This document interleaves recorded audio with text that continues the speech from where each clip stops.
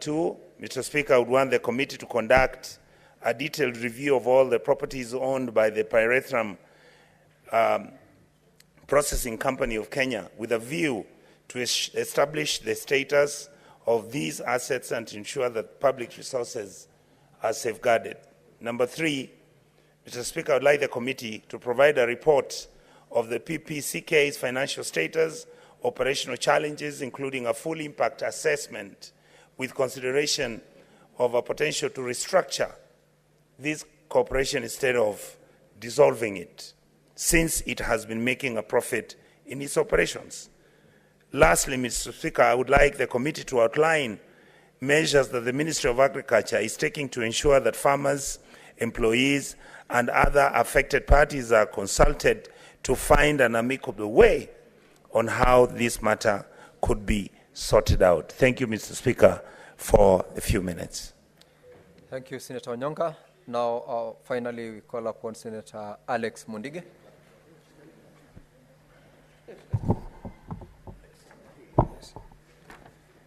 Request for statement on the poor state of the Muthatare, Kiamuringa, Siakago Road in Embu County. Mr. Speaker, sir, I rise person to standing order 53-1 to check a statement from the Standing Committee on Loans, Transportation and Housing regarding the poor state of the Muthatare, Kiamuringa, Siakago Road in Embu County. In the statement, the committee should, 1, state the budgetary allocation in the current financial year for the recuperating of the said loan, which spans a length of 26 kilometers and which serves as a vital link to part of Manyata, Bere South and Bere North constituencies. 2, explaining whether the said budgetary allocation is sufficient for the repair works, and if not, recommend measures that will be deployed to adequately fund the road works. And 3, find out whether the Ministry of Loans and Transport has prioritized renovation of the said loans as a matter of urgency, and further accuse the Ministry to visit the said loans to assess in condition and come up with accurate estimate for purpose of allocating sufficient funds for the rehabilitation of the loans. Senator Mundigi, Embu County. Thank you, Senator Dr. Mundigi. You forgot today to make reference to your title, Dr. Mundigi. Thank you. Honorable members, I will allow comments for those who would be interested to comment on the statements read out on behalf of Senator Hamida Kibwana, by Onyonka, and Senator Mundigi, as well as Senator Faki. Senator Mungatana, Senator Sifuna, or the requests are for previous... okay, Senator Sifuna, please. Thank you, Honorable Speaker. I wanted to briefly comment on the statements by Senator Faki and Senator Hamida, but before I do, Honorable Speaker, this is the last sitting of the week before a major event happens in Addis Ababa. And I'm happy that Senator Olekina is back from Addis. He was there overnight to just ensure that everything is okay. He has assured me that everything is going well, and that after this sitting, he will also be leaving back for Addis to ensure that everything goes. I wish Baba well, and I wish the team that is there representing as well. The rest of us are here holding fort. Honorable Speaker, we have treated the people who work in our medical institutions with absolute contempt. I remember last year, in the last session, medical interns were seated here, and we as a House had made a promise to them that we were going to support them to ensure that not only are they absorbed into the workforce, but also that they are treated well and fairly and remunerated in accordance with their qualifications. I remember the big debate on whether interns were actually interns in the sense of the word that is used, as is used in other professions, or whether these were in fact qualified medical practitioners, Honorable Speaker, and full doctors who are being mistreated. I remember there was a long period where there was a doctor strike. Dr. Khalwale remembers that period, and we thought that all these matters have been resolved. Honorable Speaker, we speak to some of these interns, and some of them who were lucky to get employment in places like this gentleman in Thika Level 5, others in Nakuru, even here in Nairobi. Honorable Speaker, some of them, after being out of employment for so long, after being promised good working conditions, even those counties are not paying them salaries. Some of them have arrears of up to 3-6 months, Honorable Speaker.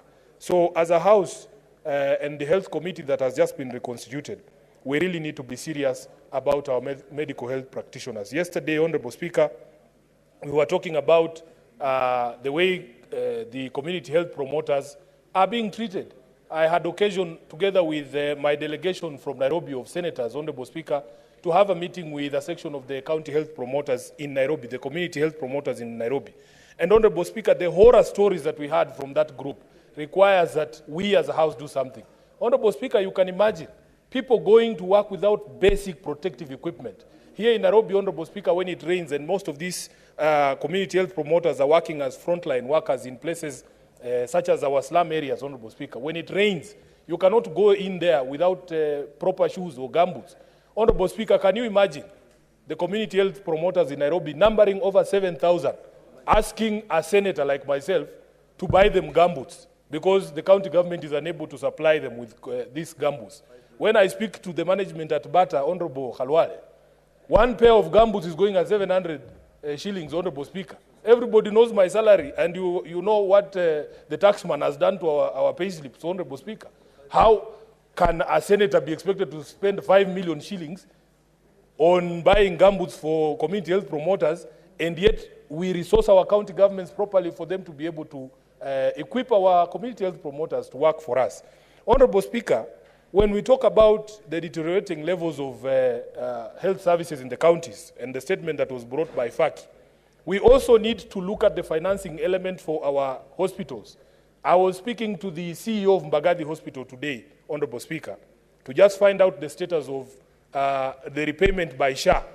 And this was prompted because when I looked at my pay slip again, I am being deducted 32,000 Kenya shillings every day, and we were told that this is going to be the panacea of all our problems in the health sector. The CEO at Mbagathi tells me that they are billing SHA shillings 4 million per day. And if you do the math, it is over 120 million shillings per month that SHA is supposed to pay Mbagathi Hospital. But SHA is paying Mbagathi Hospital a measly 15 million shillings per month. How are they supposed to provide services, Honorable Speaker? As we speak today, the social health assurance owes Mbagathi Hospital alone 400 million Kenya shillings. And then we expect these hospitals to serve the people of Nairobi. Therefore, Honorable Speaker, we must raise these issues, and we want the committee that has been charged with these two statements to ensure that they come to the bottom of all these issues so that we are able to not only treat our community health promoters and the medical interns and everybody who works in the health sector with dignity, but also are able to unlock the problem of financing from SHA. Lastly, Honorable Speaker, at the invitation of the Senator of Mandera, me and some colleagues, and I can see has walked in, visited the health facilities in Mandera. And one of the things is that many of the equipment that had been procured under the medical leasing scheme, those contracts are coming to an end.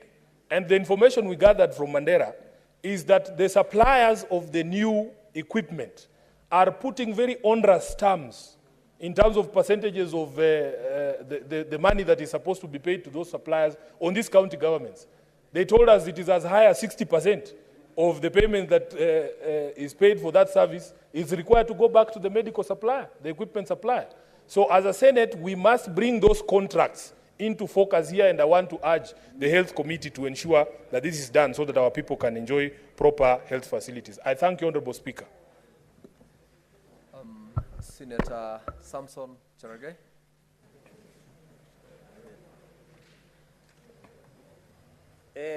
Mr. Speaker, I want to, from the onset, to thank you for giving me this opportunity.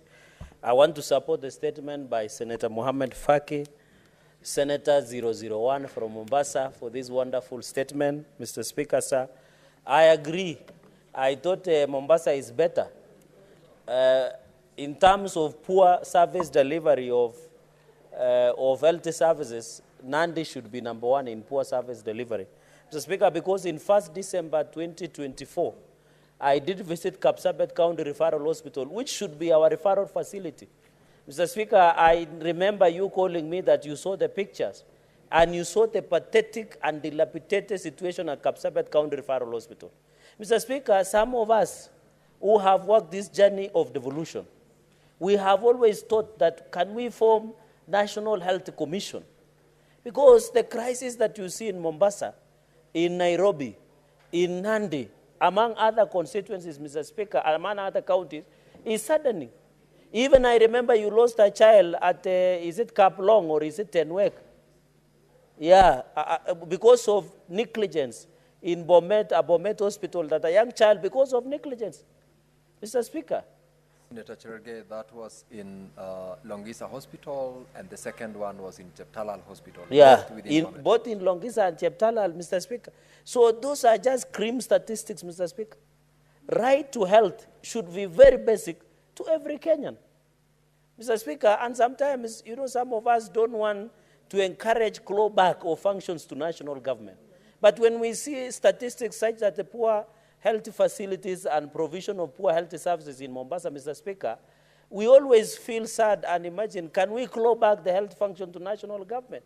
Will it be better? Those are questions that many Kenyans ask, Mr. Speaker. Because out of 196 facilities that I have in Nandi, among level 4 hospitals and the main Kapsabet County referral, there is nothing to write home about, Mr. Speaker.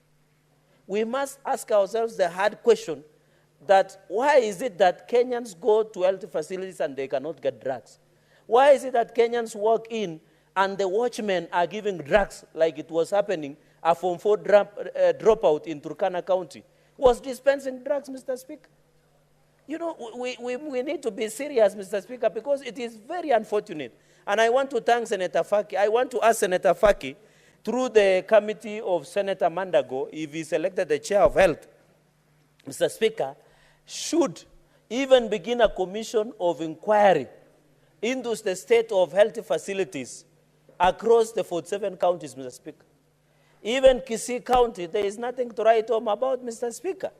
So I want to encourage, Mr. Speaker, Senator Mandago-led committee to not only look at Mombasa County, let them even request, Mr. Speaker, this to be a precursor of inquiry on the state of health across 47 counties, Mr. Speaker. Because Nandi, my people are suffering, Mr. Speaker. Even today, as we're talking, if they are not suffering in hospital, they are suffering in towns. They were being evicted by governor today, Mr. Speaker, from their own main market. And I know Senator Oburu knows Kapsabet very well, because on several occasions he asked me at Kapsabet about Kapsabet town, that they have been affected, Mr. Speaker. You are suffering when you are well, and you are suffering when you are in hospital, Mr. Speaker. So I want to thank Senator Faki, and I expect that the deputy ODM party leader to do better. And I want to send the ODM deputy party leader, Mheshimiwa Otsotsi. Can you encourage Governor Abdul Samad? It is not the tradition of ODM to perform poorly. And as the Secretary General of ODM, Senator Sifuna, please, you need to pull up your socks. You can even, as a party, invite your governor, and so that we don't need to embarrass him in public, so that we don't need, Mr. Speaker, we don't need Senator Sifuna, Mr. Speaker, can read the riot act. You know the SG has so many powers, Mr. Speaker. Senator Sifuna, what is your point of order? Honorable Speaker, the constitutional mandate of oversighting county governments is vested in only one institution, and that institution is the Senate, for which the member of Nandi is a member. Is it in order for him to demand that a political party, which he knows does not have the same powers as his house, rein in members of the Council of Governors, even if they belong to my political party, Honorable Speaker? Order, Senator Sifuna. And of course, Senator Cherargei, you are aware of exactly what Senator Sifuna has said. It is not within the province of the party to do oversight, nor is it in the province of the Secretary General of the ODM to rein on his members to act. However, it is your mandate as a senator and as a member of this House to make sure that we firm up and do what is right, that is to protect devolution and protect the county governments. Proceed. Mr. Speaker, I don't know why. You are reminded that you are a member. Yes, I'm a member of PAC, Mr. Speaker. But I don't know, Sifuna should pick a side. Because when it is convenient, he says ODM is doing very well. But when ODM performs poorly, he wants to disassociate from ODM deputy party leader. Mr. Speaker, I agree that we have the oversight role. But I was just challenging him as the Secretary General and to assist the governor of Mombasa to run county of Mombasa, because Mombasa County, I elected an ODM governor, Mr. Speaker. Number two, Mr. Speaker. Honorable Senators, order. Senator Abdul, order, please. Let's allow Senator Cherargei to be heard in silence. Yes. If you are consulting, please do so in low tones to avoid disruptions in the House. Proceed. So I hope I can see Senator Sifuna is taking notes, and also Senator Sifuna, Otsotsi, to follow up. Number two, and finally, Mr. Speaker, is on the issue of poor state of Motari, Kiamaringa, Siakago Road, brought by Senator Mundigi.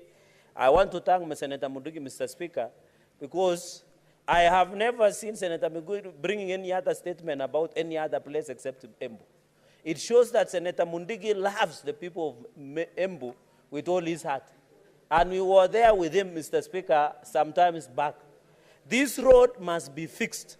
I am told we have a pending bill of roads close to 1 trillion Kenya shillings, Mr. Speaker. I want to ask members of the Senate that there is a public participation on tolling of roads. The government wants to raise 230 billion. Even as we try to toll our roads, that 230 billion that we are trying to raise, Mr. Speaker, and also under road maintenance levy fund that has been fought by the Speaker, by the governors, Mr. Speaker, we should allow the tolling of our roads for the maintenance of our roads, especially this road from Mutatari up to Siagago Road. And in fact, Mr. Speaker, I want to ask Senator Mundigi, because I had a chance of overflowing through Mau Mau roads, that road has been designed to go to Nyeri. I want to request, Mr. Speaker, that Senator Mundigi bring so that we vary and include on Mau Mau roads, so that as it goes to Nyeri, the dual link from Muranga all the way to Nyeri under Mau Mau roads, they should be included into Embu and Siagago and Mutatiri Road, Mr. Speaker, because I believe Mau Mau were also roaming in Embu, and Mau Mau also belong to Embu, Mr. Speaker. So I want to challenge, even in Mau Mau roads, this issue of Embu must be included, Mr. Speaker, and it is no offense that Senator Karungo Dhangwa should also allow that we include in Mau Mau Road so that the people of Embu can also benefit, Mr. Speaker, but allow members that as the public participation on tolling of roads, please let us members participate so that when we pass something, Mr. Speaker, we don't come and complain again. So, and even in Nandi, Mr. Speaker, you remember my issue. The Nandi-Ilsimaki Road, it has not been fixed. The one from Chemuswa Danger has not been fixed. The one from Kargang or Kurgung, all the way to Chepterwai, to Chepsaita, you know Chepsaita very well, your friend comes from there, to all the way to Mudete, Mr. Speaker, has not been fixed. The one from Meteite, all the way to Wazingishu, where Senator Mandago comes from, has not been fixed. The one from Chepterit, all the way to Mo University, is now rejected, Mr. Speaker. The one from Masop, Kabngetich, Ngechek, has not been fixed, Mr. Speaker. So this issue of roads that has not been fixed, Mr. Speaker, is that we must work towards it to ensure that we fix our roads across the counties that we have, Mr. Speaker, going into the future. Mr. Speaker, I support and commend Senator Mundigi for bringing this issue, and I want to wish everybody who is traveling the Addis all the best. I'm told the prices of air tickets have gone up to 250,000 by economy. So I want to wish all members who are going to Addis all the best and safe flight, and we hope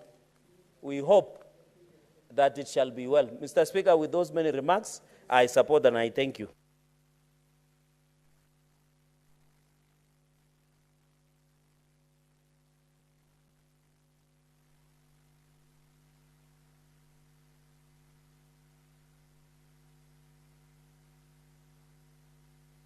Allow everybody to contribute who is interested to limit the extent of the time we will spend.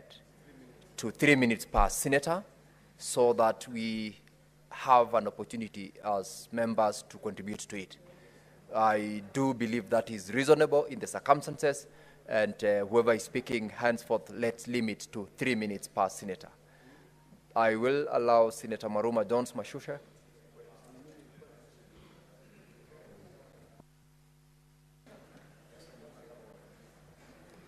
Asante Mheshimiwa Spika kwa hii fursa umenipa ili kuchangia ombi kutoka kwa Senator wa Mombasa Mheshimiwa Faki kuhusu kudorora kwa hali ya afya mjini Mombasa. Mheshimiwa Spika, mji wa Mombasa ama hospitali za mji wa Mombasa ni muhimu sana, kwa sababu tukiangalia kama hospitali ya Pwani Coast General inasaidia county inazozunguka za Pwani kama Taita Taveta, Kilifi, Kwale, Tana River na zinginezo. Mheshimiwa Spika, ni hospitali ambayo iko kimkakati, ama kwa kizungu Mheshimiwa Spika, iko strategic, kwa sababu inahudumia county zote hizo. Na tukisikia kwamba hali ya afya katika hii hospitali imedorora, Mheshimiwa Spika, ni jambo la kuhuzunisha na ni jambo la kutia wasiwasi. Mheshimiwa Spika, nilikuwa na mswada hapa mhula uliopita, na nafikiri wakati huu pia nitauleta, wa kuangalia ni vipi hospitali ya Coast General inaweza fanywa hospitali ya rufaa, kwa sababu ina umuhimu mkubwa sana. Mheshimiwa Spika, kaunti ya Mombasa ni kaunti ambayo ina watalii wengi. Kwa hivyo ni lazima kuwe kuna huduma ya afya ya kutosha na ambayo iko katika kiwango cha juu. Mheshimiwa Spika, jana Mheshimiwa Spika, tuliambiwa na Senator Miraji ya kwamba kuna mgonjwa alitoka hospitali ya Taita Taveta kwa kukosa huduma za kujifungua, na ikabidi aende kwa hospitali huko Mombasa. Na kama Mheshimiwa Spika, hospitali ya rufaa ya Coast ingekuwa nzuri ama Coast General, basi angepata matibabu, lakini ilibidi aende hospitali ya private. Mheshimiwa Spika, na alienda Aga Khan, na sasa ile pesa anadaiwa ni zaidi ya milioni 9, na huyu mama hakufua dafu kuendelea kuishi. Mheshimiwa Spika, ningependa kusema ya kwamba ni vyema county governments ziangalie hali ya afya ya hospitali zetu. Kwa mfano, Senator Miraji alitoa hoja jana ya kwamba huyu mama ambaye hakutibiwa ni kwa sababu serikali ya kaunti ya Taita Taveta haikulipa SHIF. Mheshimiwa Spika, huyu mama alikuwa tayari ashakatwa ile pesa, lakini pesa haikufika kwa SHIF na hakupata huduma za afya. Hii kaunti ya Taita Taveta, Mheshimiwa Spika, tuliita katika Senate kamati ya health, na walikuja wakasema ya kwamba wakaahidi ya kwamba watalipa hii pesa. Mheshimiwa Spika, la kushangaza ni kwamba mpaka saa hizi hawajalipa hiyo pesa. Kwa hivyo ni vizuri tufuatilie, kwa sababu kulikuwa na milioni 800 ambayo ilikatwa kwa wafanyikazi wa Taita Taveta na ilikuwa kama pending bill. Tutasukuma hiyo na Taita Taveta ifanyiwe special audit ili pesa yote ambayo imekatwa wafanyikazi ipate kulipwa kwa SHIF, ili wafanyikazi wapate huduma za afya. Mheshimiwa Spika, na kuna hii hoja Mheshimiwa Spika imeletwa na Senator Hamida Kibwana ya kuhusu Managed Equipment Scheme ama MES. Mheshimiwa Spika, kaunti nyingi bado zinapata huduma kutoka kwa MES, lakini haieleweki ile mkataba ya kuwa ni nani atafanya repair ama huduma wakati zile mashini zimeharibika. Senator Maruma, your time is up. Senator Mungatana Buya Danson.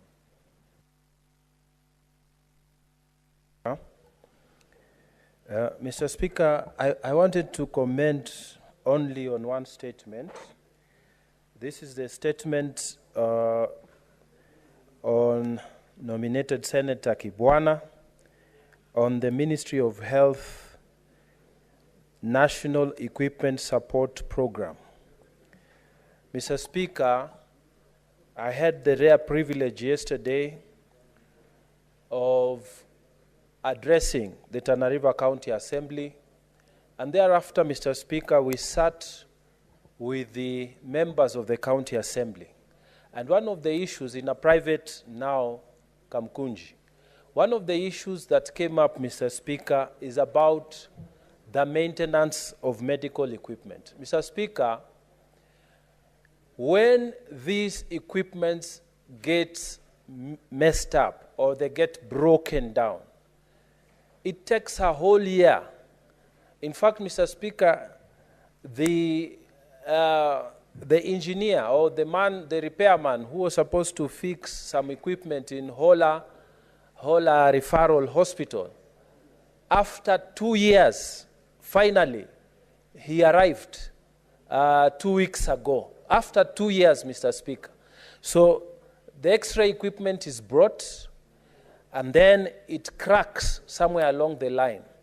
The county government is paying every month to the national government under these agreements, and yet the service is not there because the equipment is broken down. Mr. Speaker, we need to review this equipment, and the question then must be asked, why is the national government interfering with health, which is a county government function?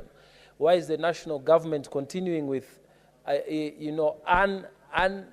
unconstitutional agreements where they are forcing county governments like Tana River county governments to pay for services and equipment that we are not benefiting from? Mr. Speaker, these equipment, they have broken down, but the county government is still being forced to pay. Mr. Speaker, I want to support this statement and urge that when the Committee for Health sits down to engage, they should also invite all of us who are affected so that we can give them more information to deal with this matter effectively. I thank you, Mr. Speaker.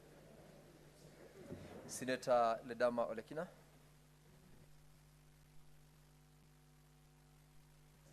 Thank you, Mr. Speaker. Mr. Speaker, I rise to comment on two statements. One, the statement by the distinguished senator from Mombasa, Senator Faki. Mr. Speaker, this Senate has got one critical function, is to defend our counties and their interests. This picture, which has been displayed here by Senator Faki about the health facilities in Mombasa, is the same across the country. I think it's imperative that we really become serious in pushing for at least these county governments to just focus on delivering one service, just healthcare. Mr. Speaker, as I comment on this statement, because of my short time, I'll be remiss not to comment on the statement by Senator Hamida on the medical equipment scheme. In the last parliament, we had medical equipment scheme. We had a huge scandal. All these equipments which are being leased, and then the hospital have got no drugs. Those hospitals that have got equipment, they are dilapidated equipment. Seriously, I think we just need to be serious. And I concur with the distinguished senator from Tana River and say that when the Committee of Health, which I'm happy to be part of the member, will be investigating this matter, we should open up to all the members so that we can actually be able to go across all the 47 counties.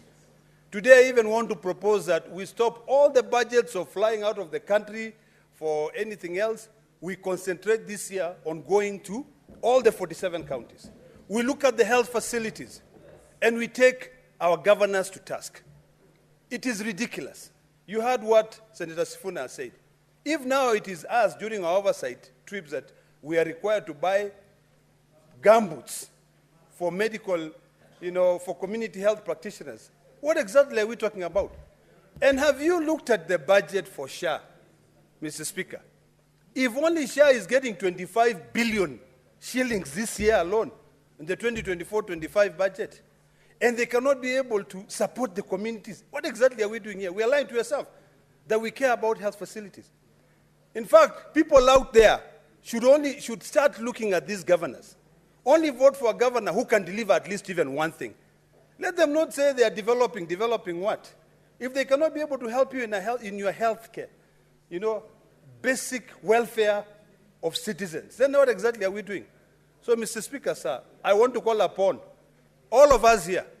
It's quite seldom that all of us are here and we really become invested in a matter that changes the life of our citizens. We are here, we are called honorable because we are given that opportunity by the citizens in our... Senator Wakwali Wafula.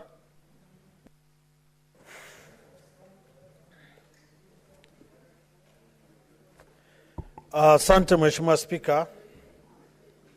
Ningependa kusisitiza hoja ambayo Mheshimiwa Faki ameweza kuibua hapa kuhusiana na hali ya afya katika kaunti ya Mombasa.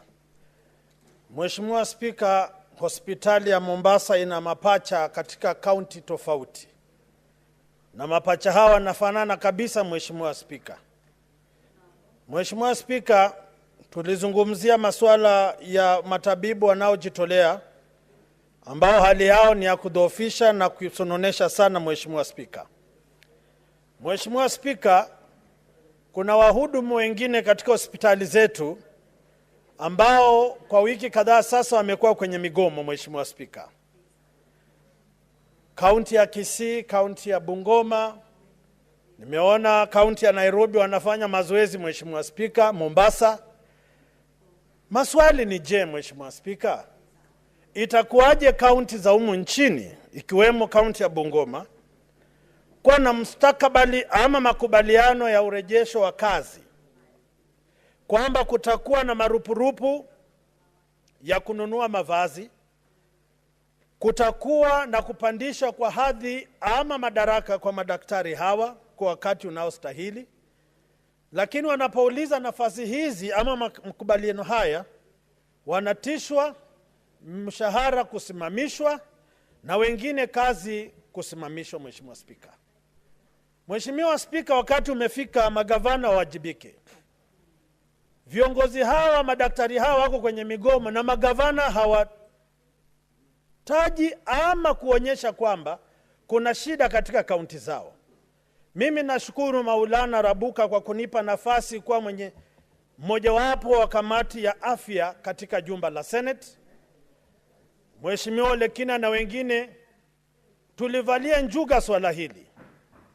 Tutembee katika kaunti hizi na tuwataje kwa majina na kuwaeleza kinagaubaga kabamnasi ya umma wale ambao kwa sasa wako katika nchi za ng'ambo wanafanya utafiti na kuzuru miradi ya ng'ambo, ili hali kwao nyumbani ni aibu tele na haitupi sisi moyo kwamba wao ni magavana. Mheshimiwa Spika, baadhi ya hospitali zetu hazina madawa.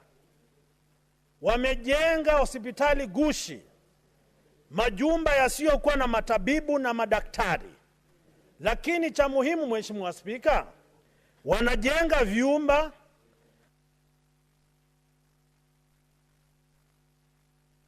Senator Wafula, your time is up and you are actually not on the mic.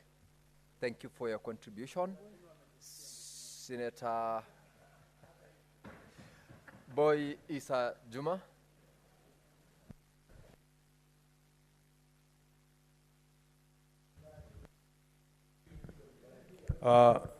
Asante sana Mheshimiwa Spika kunipa fursa hii na mimi niweze kuchangia hii mada ambayo imeletwa na Senator wa Mombasa, Senator Mohamed Faki. Mheshimiwa Spika, kusema la kweli hospitali ya referral ya Coast General Hospital ni hospitali ambayo tunaitegemea sisi sana pande wa pwani. Ya kusikitisha Mheshimiwa Spika, hivi karibuni kama mwezi jana kuna kijana mmoja mdogo ambaye na kama mwaka miwili au miaka mitatu alizaliwa kule Kwale County. Huyo mtoto ni mvulana, lakini katika jinsia ya kiume pale katika jinsia yake imeingia ndani sana. Ikabidi awe referral aletwe Makadara. Mheshimiwa Spika, mimi mwenyewe binafsi nilikwenda nikamwona daktari mkuu Dr. Kandwala ambaye alinisaidia sana. akarifaa huyo mtoto kwa specialist wa watoto, lakini baadaye ikaangaliwa kwamba huyo mtoto imeshindikana pale Mombasa, hakuna daktari ambaye aweza kumfanyia ule upasuaji ule mtoto. Kwa hivyo Mheshimiwa Spika, hii hoja ambayo imeletwa na Mheshimiwa Faki hapa ni ya muhimu sana, kwa sababu kama Mombasa Coast General Hospital ni hospitali ambayo inarifaa, yatakana iwe na madaktari ambao wamebobea, madaktari ambao wanaweza kutibu watu, na sio mgonjwa aletwe iwe hakuna madaktari. Upande mwingine ukiangalia madawa, pia utasikia madawa hakuna. Mheshimiwa Spika, hili ni jambo la kusikitisha sana, hasa hiyo kesi ya huyo mtoto. Mimi kama seneta wa jimbo la Kwale nitajaribu kadiri uwezo wangu, nikirudi safari hii nataka nihakikishe huyo mtoto nimlete Nairobi ili aweze kupata huduma ambayo itawezekana. Kwa hivyo naunga sana hoja hii ya Mheshimiwa Faki. Asante sana Mheshimiwa Spika. Senator Karungu Thangwa. Thank you very much, Mr. Speaker, for giving me this opportunity to also comment on a few statements that have been raised by especially Senator from Mombasa on the issue of medical services and medical the treatments in the hospital, in the Mombasa hospital, Mr. Speaker. Mr. Speaker, it's not just Mombasa that is not giving proper medical facilities. It's across almost all counties, Mr. Speaker. Mr. Speaker, this not only affects the patients, it also affects the nurses and the doctors who are working at those facilities, Mr. Speaker. But as a Senate, Mr. Speaker, we have been handed a golden opportunity. And a golden opportunity is coming up with the revenue sharing formula, Mr. Speaker, that you'll see that we give more money to the counties. And I would urge this House and urge the Budget Committee, Finance and Budget Committee, to introduce a parameter when they're doing the scrutinizing this report, to have a revenue sharing index that is based on health, Mr. Speaker. Why am I saying that? Mr. Speaker, you know health is universal. You cannot stop one person to go to a certain hospital. People leave their counties to go to other counties seeking for health services, Mr. Speaker.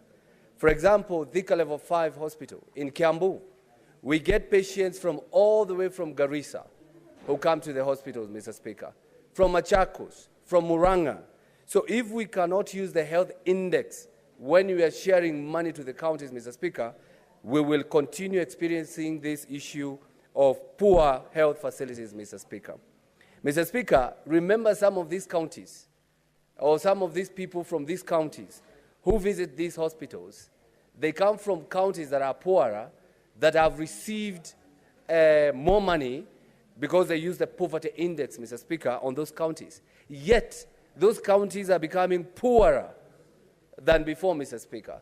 What I'm trying to say is we have been handed an opportunity to solve this issue by making sure that we give more money to counties that are giving proper medical services, Mr. Speaker. And lastly, on the statement by Hamida, it is very sad in Kiambu County, in a span of 4 months, we have lost 2 medical interns by way of suicide, Mr. Speaker. This shows that we need to interrogate Kiambu County government. We need to interrogate the Kiambu hospitals, because we have lost Francis Njuki from Thika Level 5 4 months ago. Senator Karungo, your time is up, and they definitely have heard you. Senator Eddie Okech.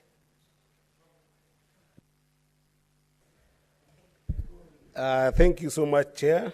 You know, before I say anything, I think this being a last session, Chair, I think it's in order to wish our candidate as a country and as a nation, and of course, the president of this country, because he's going to be a voter in Addis Ababa. We wish our candidate, Honorable Raila Amolo Odinga, well in Addis Ababa. We have sent quite a good team there to give them moral support, but I wanted to make it clear to the country that any MP who's going there that I know of is self-sponsoring. These things are not sponsored by state. Even me, I've sponsored some MPs who do not have resources to go there. So it is self-sponsorship, it's not state-sponsored. Everyone is going there to support in their own capacity. Secondly, Mr. Speaker, on the issue of health statement by Senator Faki, I do really agree with this statement, and I hope that the committee will do a good work to help the county government think it through. But even as we do that, Mr. Speaker, I would want to emphasize that one of the biggest challenges that these big counties face, like Mombasa and Nairobi, is that they don't only serve their own native or indigenous populations. They tend to support a number of big populations from outside those counties. If you think about Mombasa, it's serving Kwale, it's serving Kilifi, it's serving Taita Taveta in terms of people who live in those areas, Mr. Speaker. And therefore, one thing that we must fight for is that the BPS right now is going to read to this House a 4.6 trillion budget.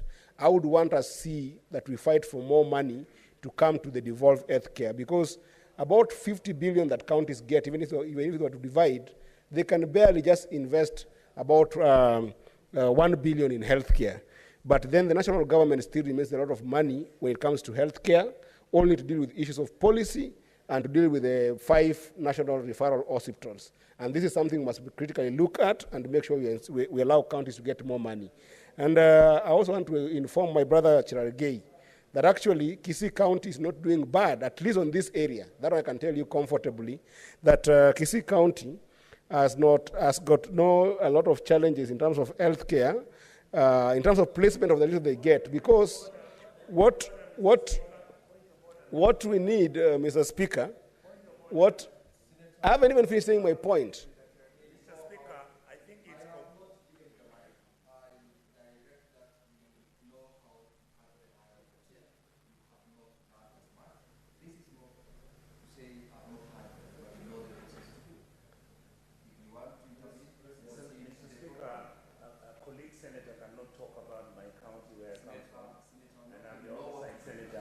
it's making false allegations.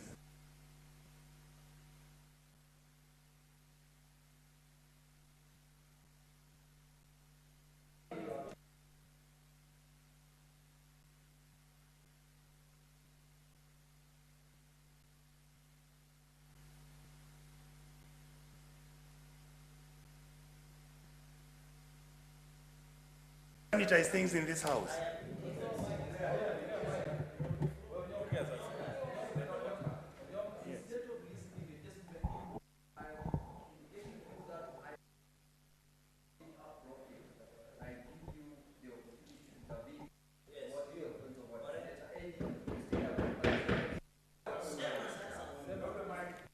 Mr. Speaker, I would like, on a point of order, mention that I find it completely unacceptable that my colleague Eddie, that I respect and have a humble respect for, who, even when we went to Migori and we were asking to be taken to Ombo Hospital to see what services are there, we were not allowed by his governor. So I don't know when Senator Eddie ever went to Kisii Hospital, levels 5, and inspected the facility, confirmed that everything is working, other than the fact that he's sanitizing my governor on this floor. I find that completely objectionable.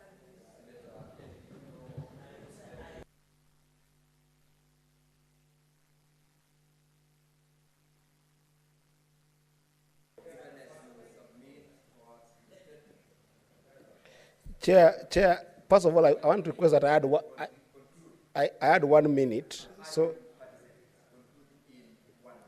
thank you, Chair. So, Chair, I think it's unfair for the Senator of Kisii to attack my statement in anticipation. I haven't even said what I wanted to say. If he has got personal beef with his governor, that is his personal beef with his governor.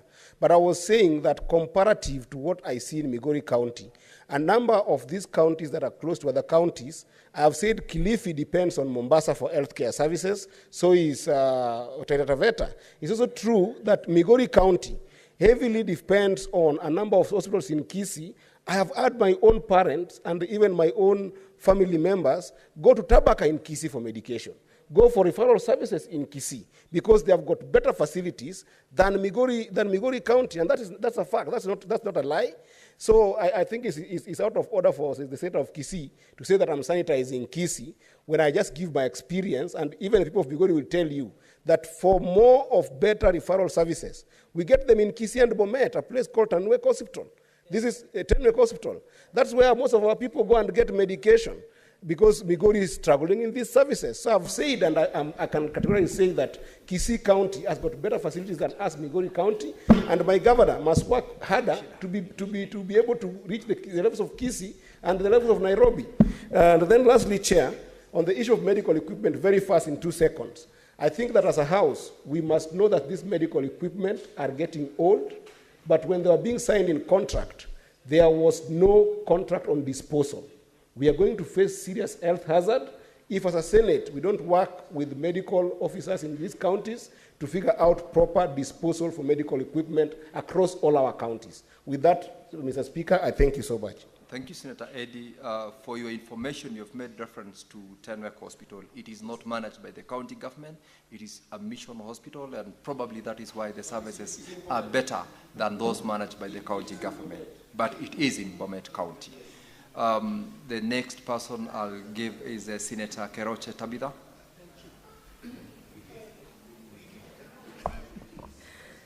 Thank you, Mr. Speaker, sir, for giving me this opportunity. And I rise also to support the statement brought by Senator Faki. I know Mombasa is a city, and it's quite unfortunate that the hospital in Mombasa is in such a state. But I want to say I think the Nakuru hospital or health sector, the state, it is, I think, the worst in all the 47 counties.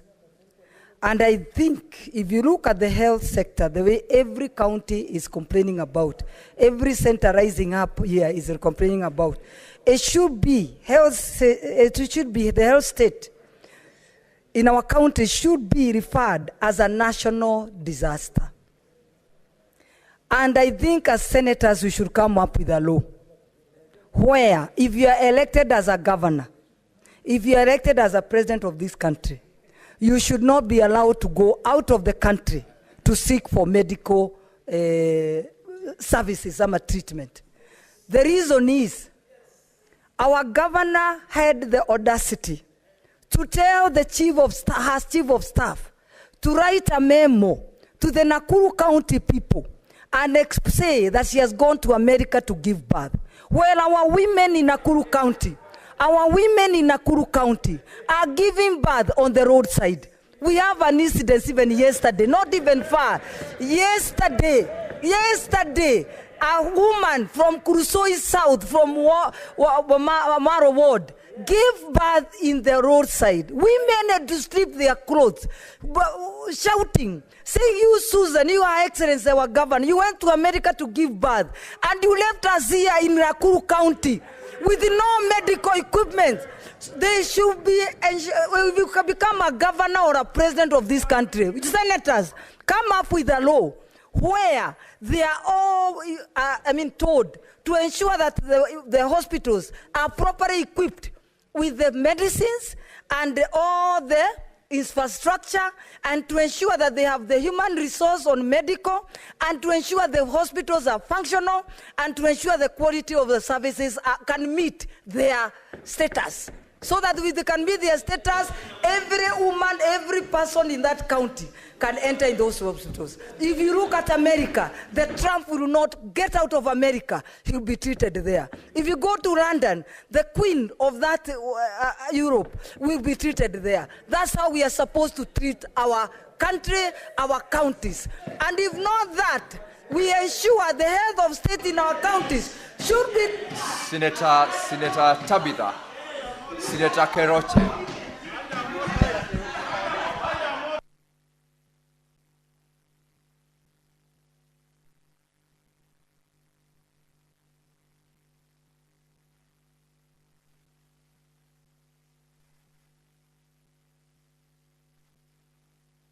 Honorable members, and for purposes of information, Senator Keroche,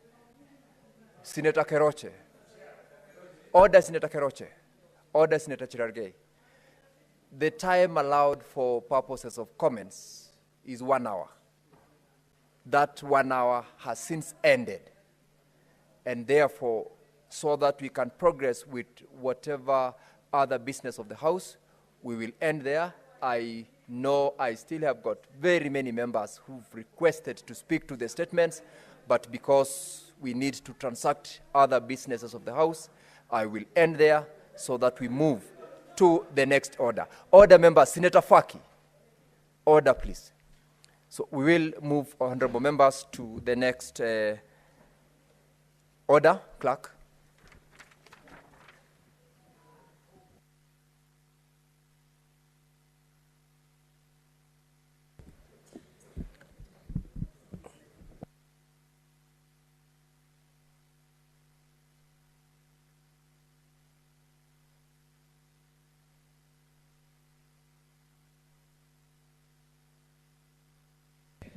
There is under Standing Order 57, there is a statement by the Majority Leader that is supposed to be read by the Deputy Majority Leader. Senator Tabitha Keroche. Order, Senator Halwale.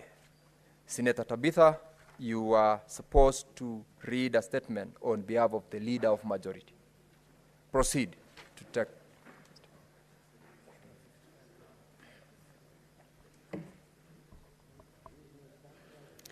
Statement by the Senator Majority Leader as the business of the Senate for the week commencing Tuesday 18th, February 2025, pursuant to Standing Orders 57-1. Mr. Speaker, sir, pursuant to Standing Order 57-1, I hereby present to the Senate the business for the week commencing Tuesday 18th, February 2025. Before I proceed with a statement, allow me to take this opportunity on behalf of the leadership of the Senate to welcome honorable senators to the fourth session. Mr. Speaker, sir, at the risk of sounding like a broken record, let me reinstate the pending legislative business before the Senate.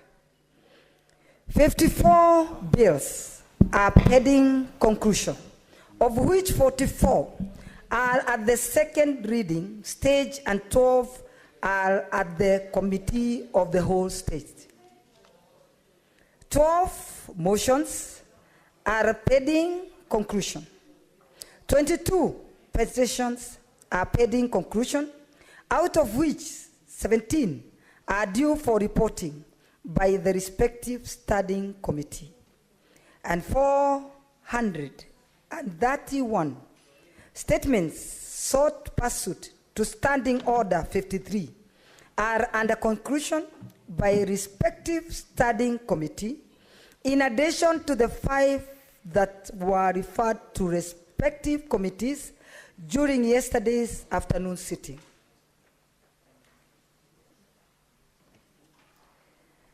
It is evidently clear that we commence the fourth session with a heavy agenda. You recall that during the Senate midterm assessment and fourth session planning retreat that was held on 5th and 6th February 2025 in Nakuru County in Naivasha, we agreed on a set of priorities for this session. These are crucial in shaping the legacy of this Senate. Key among them was the prioritization and participation in plenary and committee sittings. It is imperative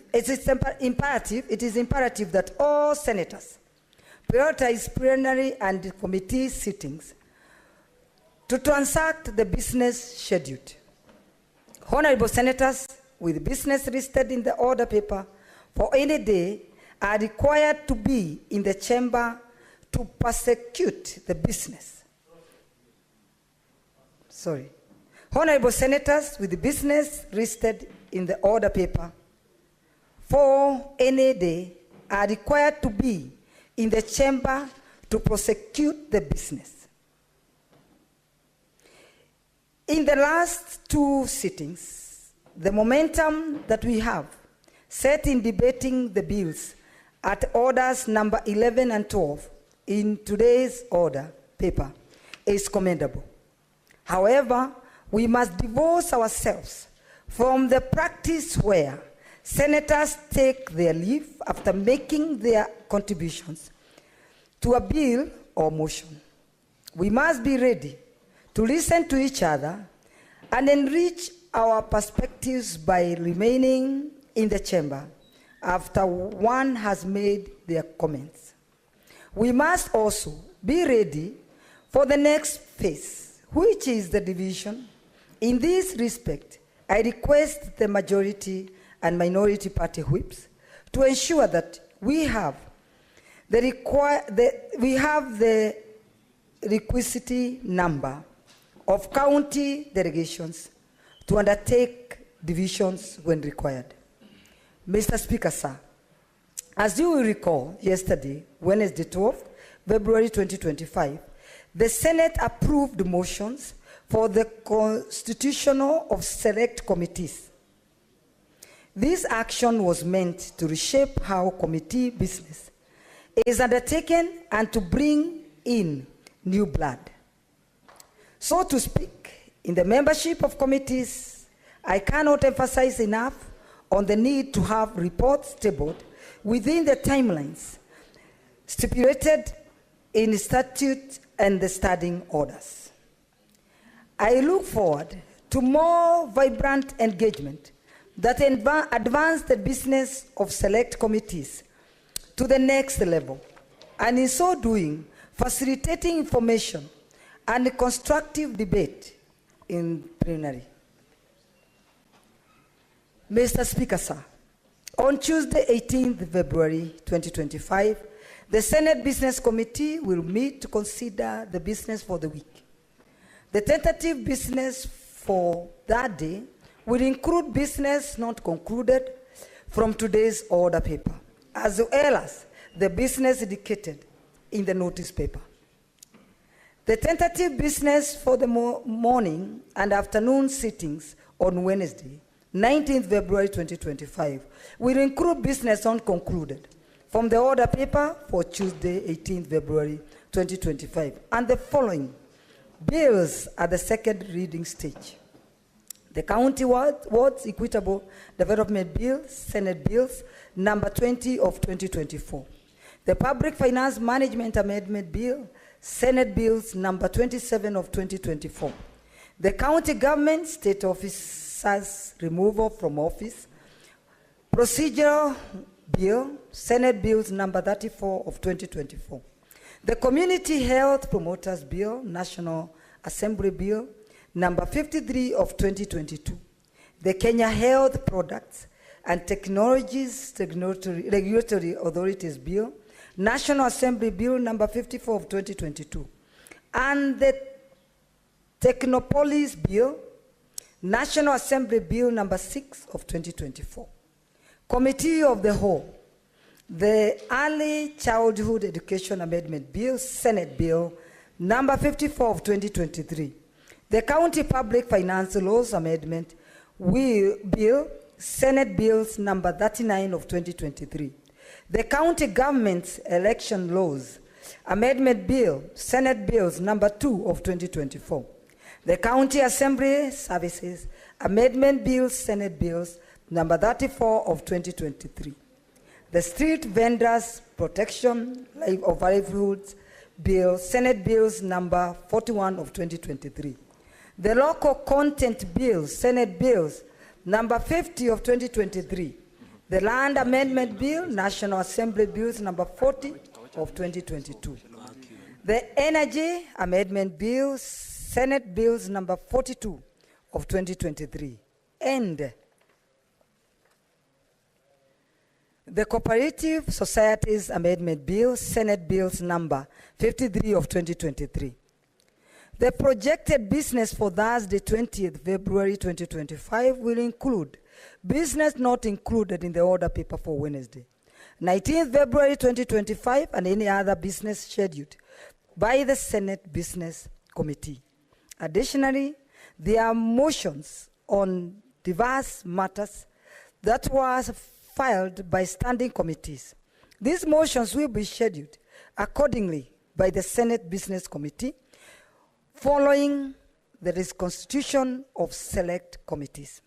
Mr. Speaker, sir, In conclusion, there are documents that were tabled yesterday and today, which will soon have a bearing on the business of the Senate. These are Seasonal Paper Number 1 of 2025 on the Foreign Policy of Republic of Kenya, Commission on Revenue Allocation, Recommendations on the County Governments, Recurrent Expenditure, Budget Ceilings for Financial Year 2025-2026, Commission on Revenue Allocation, Recommendations on the fourth basis for revenue sharing among the county governments for the financial years 2025-2026 to 2029-2030, the 2025 budget policy statements, and the 2025 medium-term debt management strategy.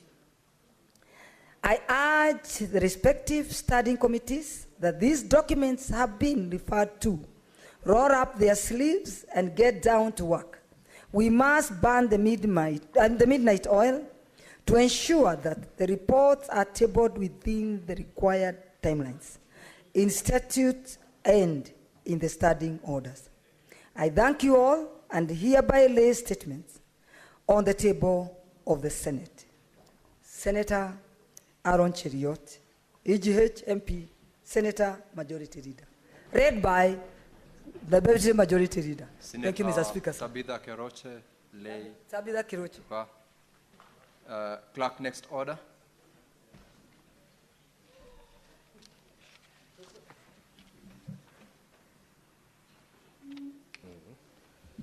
Order number 8, the Public Holidays Amendment Bill, Senate Bills number 31 of 2023, second reading.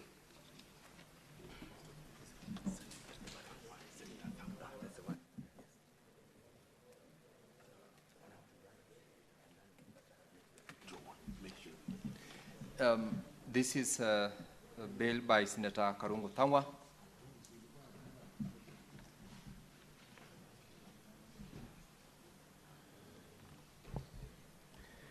Thank you very much, Mr. Speaker, for giving me this opportunity. Mr. Speaker, sir, I rise pursuant to Standing Order 159 to withdraw the Public Holidays Amendment Bill, Senate Bill number 31 of 2023, Mr. Speaker. Mr. Speaker, just very quickly, just to give you one of the reasons why. When we were in Naivasha for a retreat of the Senate, we all agreed that we should give priority to business or proposals that are of urgent need to the people of Kenya, Mr. Speaker. Mr. Speaker, if you look at the order paper of today and probably yesterday, you can see I have other important bills. One of them is the equitable development of wards by governors, Mr. Speaker.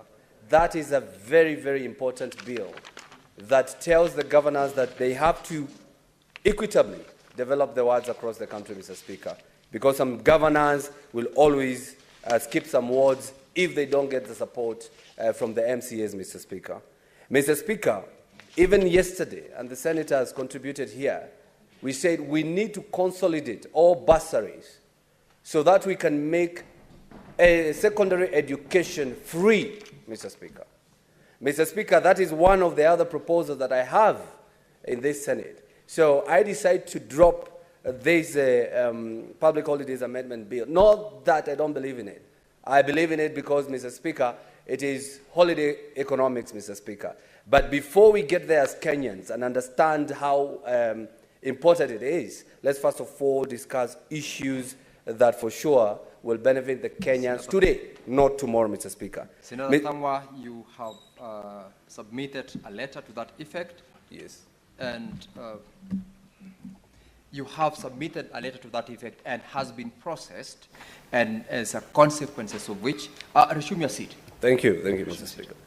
As a consequences of which, the bill is hereby accepted as withdrawn and is therefore dropped from the legislative list of the House.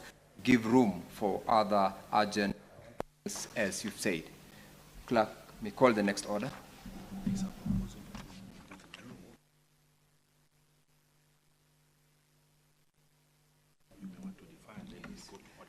Honorable members, we will have to also, before we rearrange the order paper, there is also a proposal to defer order number 9 and order number 10, which I hereby defer to the next sitting of the House. And we will move to the next order, which I ask the clerk to call order number 11. Order number 11, the Environment Laws Amendment Bill, Senate Bills number 23 of 2024, second reading, resumption of debate. Honorable members, this is resumption of the debate that was interrupted on Wednesday, 12th of February 2025 in the morning sitting. And as at the time, the Honorable Senator Abdul, who was the mover of this, was supposed to reply.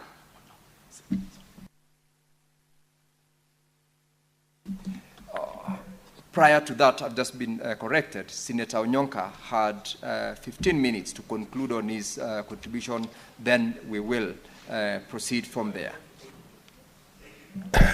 Thank you, Mr. Speaker. I'll be very brief. First of all, I just wanted to give a rejoinder from the point where we stopped the other day.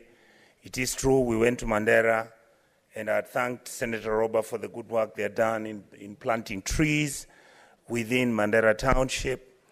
I then made a recommendation to my Senator Haji that if there's a possibility, without overloading the bill, let us look at who is going to be actually in charge of the management of this forest or any of the tree planting that we are going to do. I also raised the issue that we need to lay emphasis on environmental studies, whether it's environmental law, whether it's environmental civic education within our schools. I believe that can come into this bill. I also raised that even when we are seriously considering passing this bill and our counties are what is most important, I am also suggesting that Honorable Haji would look at if we can create environmental regional bodies that would be interlinked and interfaced from one county to the other, for the simple reason that what flows, for example, from Kisii County very easily moves to Migori County and very easily goes to Homa Bay County,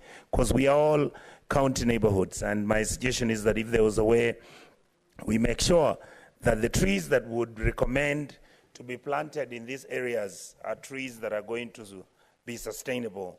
The other point that I wanted to really suggest, Mr. Speaker, onto this bill is that last year there was an issue that I brought a motion onto the floor of this House, and I said that I think it's high time that we create botanical gardens within our counties, either within our municipalities or townships.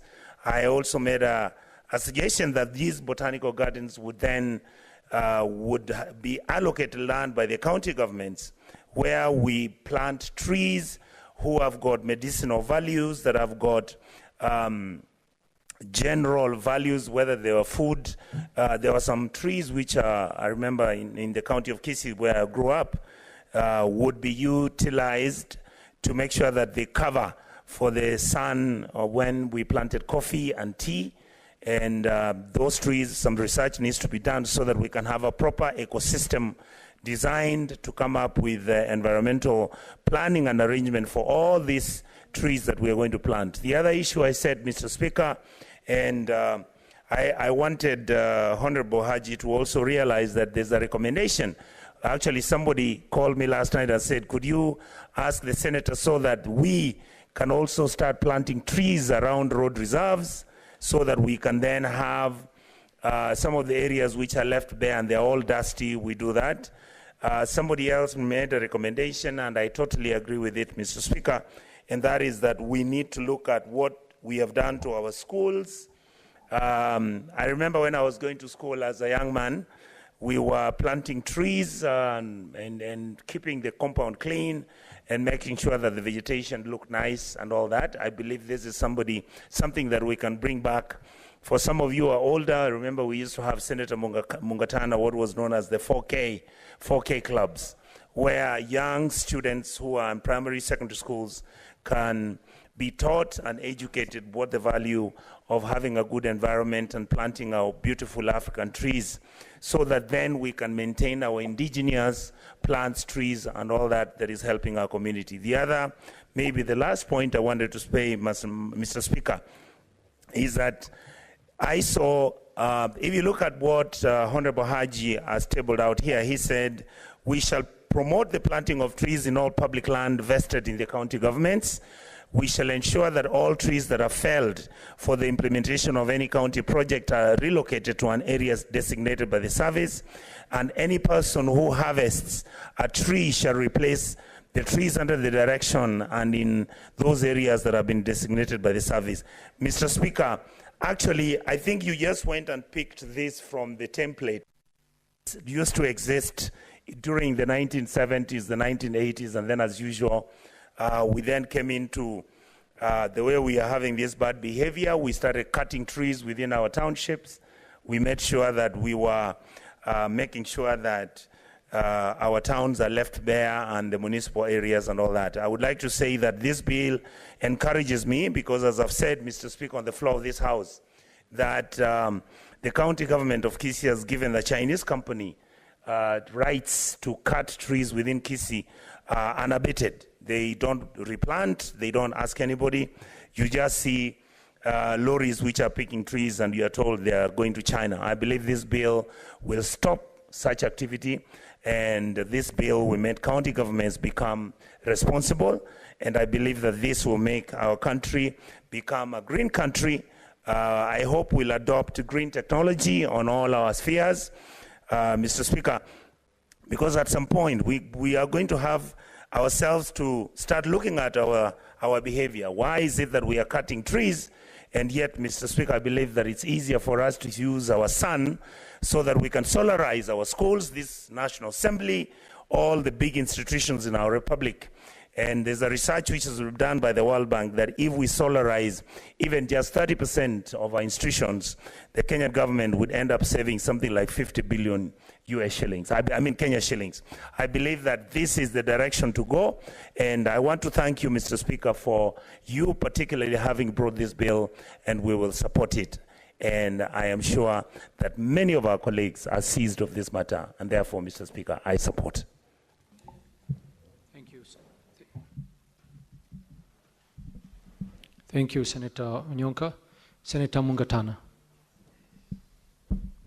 Asante sana Bwana Spika kwa kuleta sheria hii, hoja hii ya kuhusu mazingira katika bunge letu la Senate. Mimi nasimama kuunga mkono kwa dhati hii sheria, Bwana Spika, ambayo wewe mwenyewe Senator jirani Abdul Haji umeileta kwa bunge letu la Senate.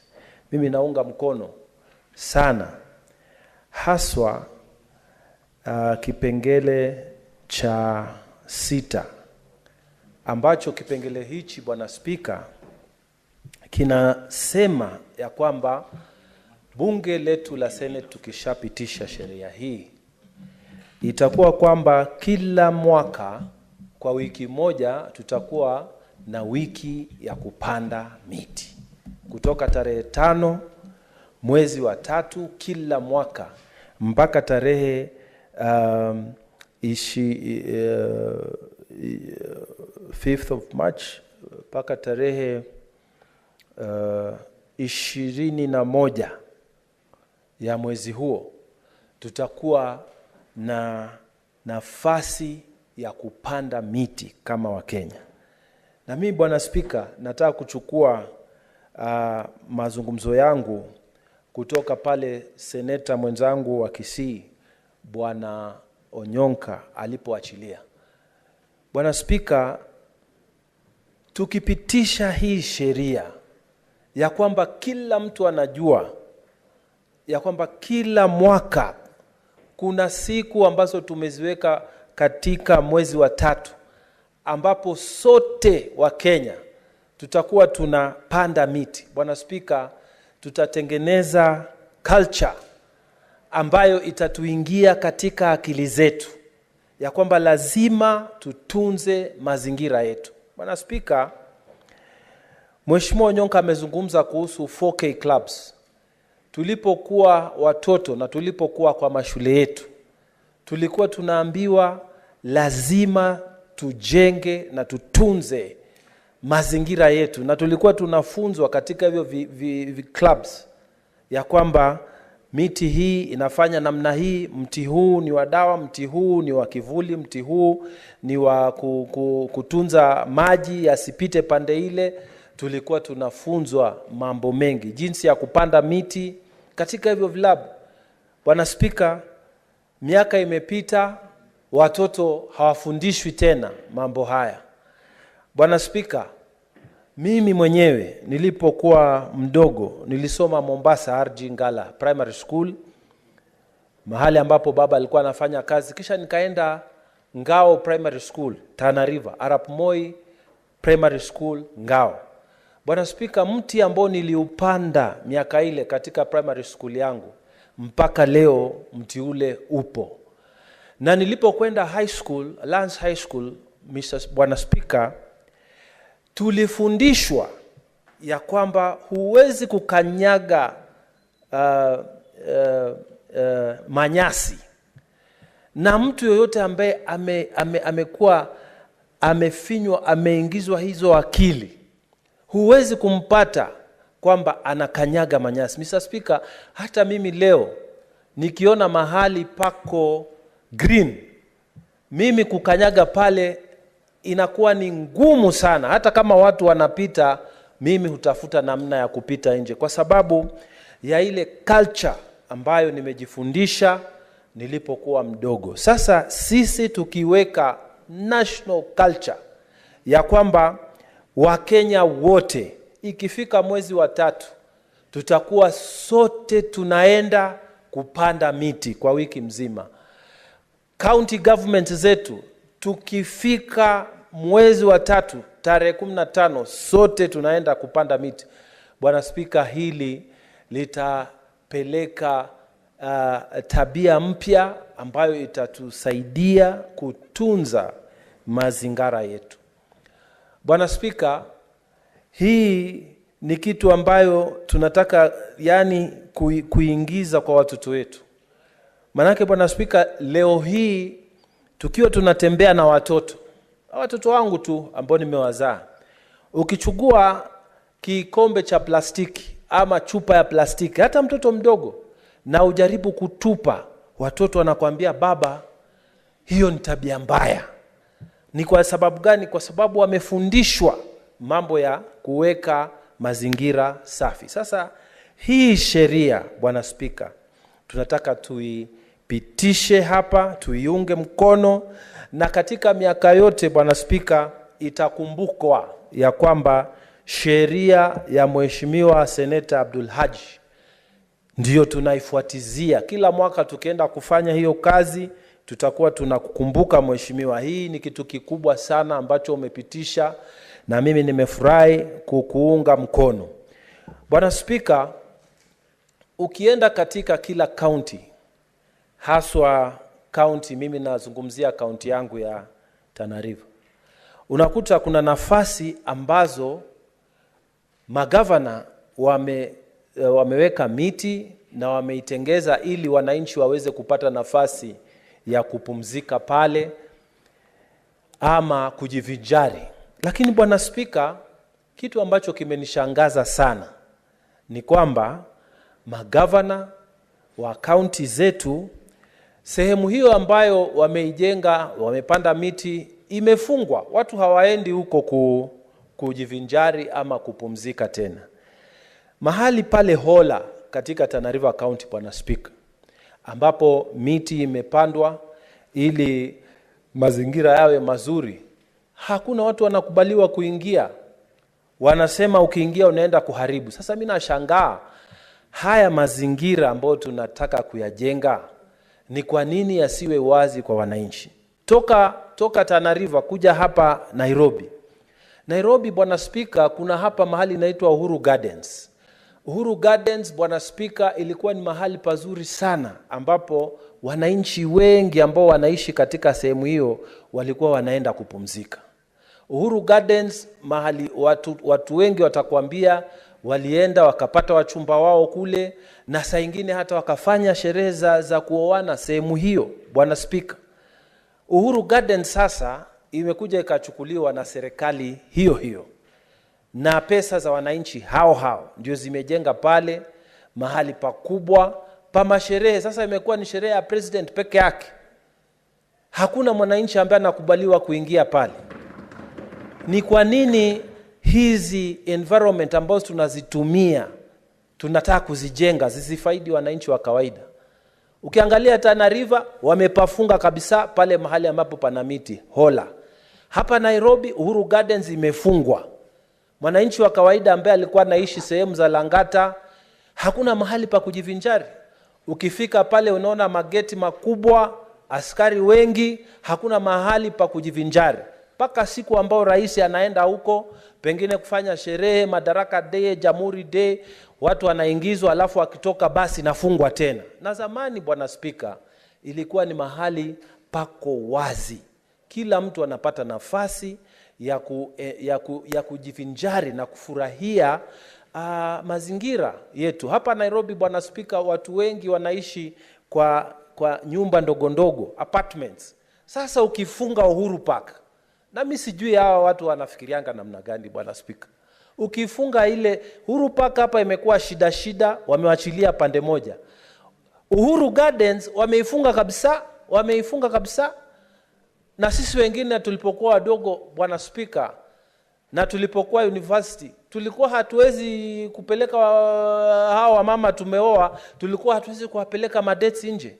Tulikuwa tunanua njugu, unaenda mahali kama Uhuru Gardens unakaa kando na unaeleza na ukiingiza mtu box. Bwana Spika, wamefungia. Sasa watoto hawa wanatafuta wachumba zao ni kusimama mabarabarani. Hata maajali yanaongezeka hapo Langata Road Bwana Spika. Hii kitu lazima iangaliwe tena. Sehemu zetu za mazingira ambazo ni za open zifunguliwe, wananchi waweze kufurahia Nairobi, kufurahia Tana River. Kwa hivyo mimi naunga mkono Bwana Spika huu mswada, na naomba maseneta wote waunge mkono huu mswada ili tupitishe kwamba kila mwaka tarehe 15 tuweze kusherehekea kazi ya kupanda miti kwa wiki moja. Ninashukuru sana, asante kwa kunipa nafasi hii. Thank you very much. Thank you, Senator. Senator Beatrice. Honorable Speaker, I rise to support the Environment Law Amendment Bill 2024. And from the word go, Honorable Speaker, I want to support and really congratulate Senator Haji for this amendment. Honorable Speaker, when we talk about the environment, we are basically talking about our future. I look up at the public gallery and I see young Kenyans seated there.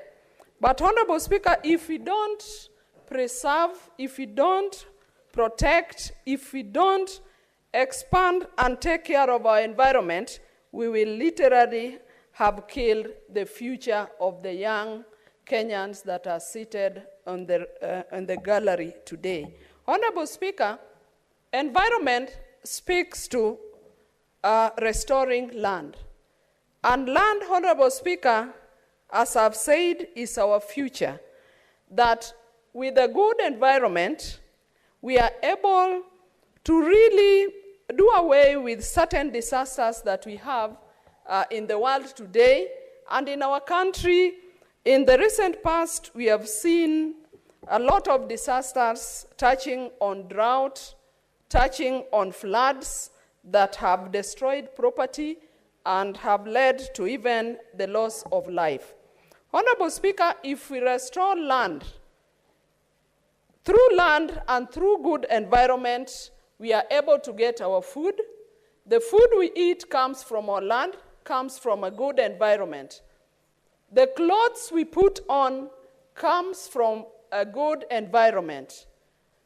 The food, as I've said, that we eat, even the medicine that we take come from our environment.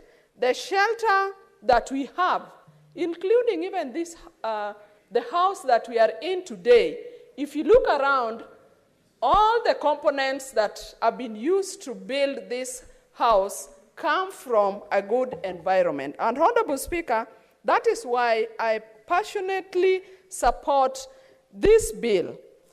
This bill talks about the promotion of afforestation and afforestation, Honorable Speaker. It talks about the promotion of planting of trees in all public land. But Honorable Speaker, I want to state that it should go ahead and not only limit planting of trees on public land, but on private land as well, Honorable Speaker. We have public land all over, but most of these lands are just bare. So I support that if we are able to plant trees in most of this public land, and especially in the county public lands, we'll have a good environment that will determine the future of mankind. Honorable Speaker, when we talk about public land and private land, this brings me to the idea that we should even have a relook at amend the Physical Planning Act. That as even houses are built, as planning is happening, there is need to be an enforcement of planting of trees on those spelled out in the Physical Planning Act. Honorable Speaker, even in the urban centers, we must encourage that the estates, the houses that are built, a lot of greening needs to be done as houses or as estates are brought forward. Honorable Speaker, the amendment talks about replacement of trees if trees are felled. Honorable Speaker, we have our people down in our communities felling trees, sometimes even for charcoal. But that may not be the bad part of it. The bad part of it, Honorable Speaker, is that once these trees are felled, then you find that the ground is left open. I encourage that you find that the ground is left open. I encourage that this must be addressed, that once somebody falls a trees, whether it is for harvesting, normal harvesting, or the dead trees, then a number of trees must be planted to replace this. Honorable Speaker, in my county, we had the Ruma National Park and Kodera Forest that had lots of trees some years back. But if you go there today, Honorable Speaker, the ground is open. And that is why I want to support the afforestation and reforestation programs. Honorable Speaker, in this country, we have national tree planting days. I would pray that we go ahead and even establish family tree planting days. That as we plant trees as a nation, why can't our families also adopt the national tree planting notion so that families are able to plant trees when the rainy season begins? And Honorable Speaker, this requires public education.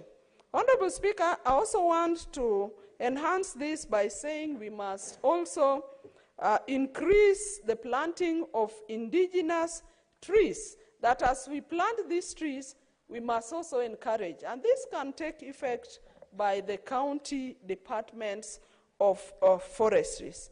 I want to support this bill, Honorable Speaker, because on Article 4, it talks about, it spells out offenses that there would be, if an offense is committed, you can see the bill spells out even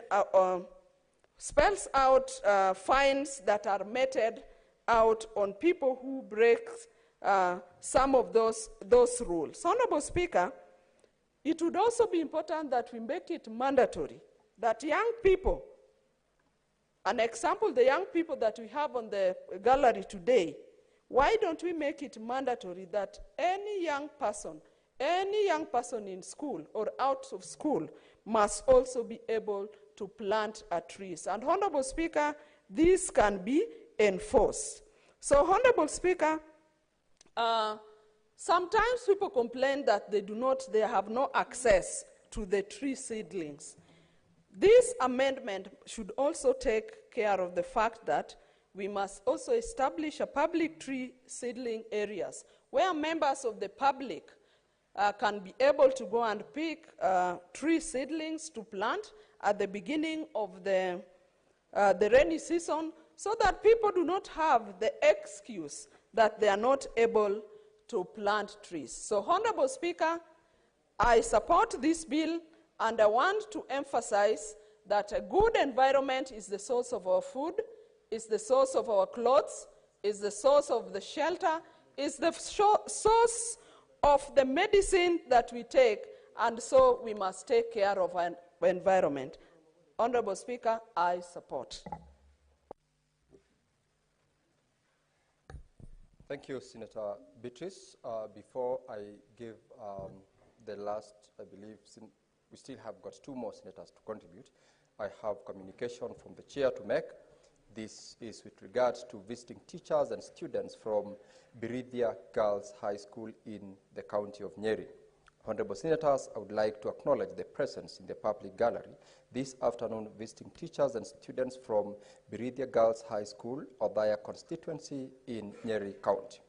The delegation comprises 4 teachers and 98 students who are in the Senate for a 1-day academic exposition.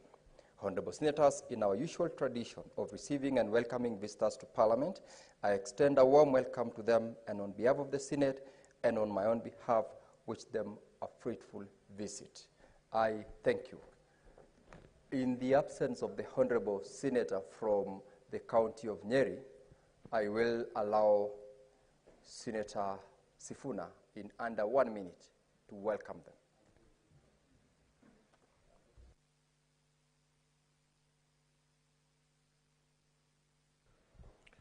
Thank you, Honorable Speaker. I want to take this opportunity not only as a Senator for Nairobi, but as one of the leaders in this House to welcome our students to the Senate this afternoon. I hope that you get to learn a few things about how we do our business here. And I'm hoping that there's future senators in the group that has visited us today, Honorable Speaker. And because, Honorable Speaker, their home senator is not here, I undertake that between myself and the chairman, newly minted chair of the Public Accounts Committee, we shall ensure that these kids have a good time when they're here in Nairobi. I thank you, Honorable Speaker. Thank you very much, Senator Sifuna, for holding brief for Honorable Senator Wamatinga from the county of Nyeri in welcoming the visitor to the Senate. Senator Omar Sheikh Mariam.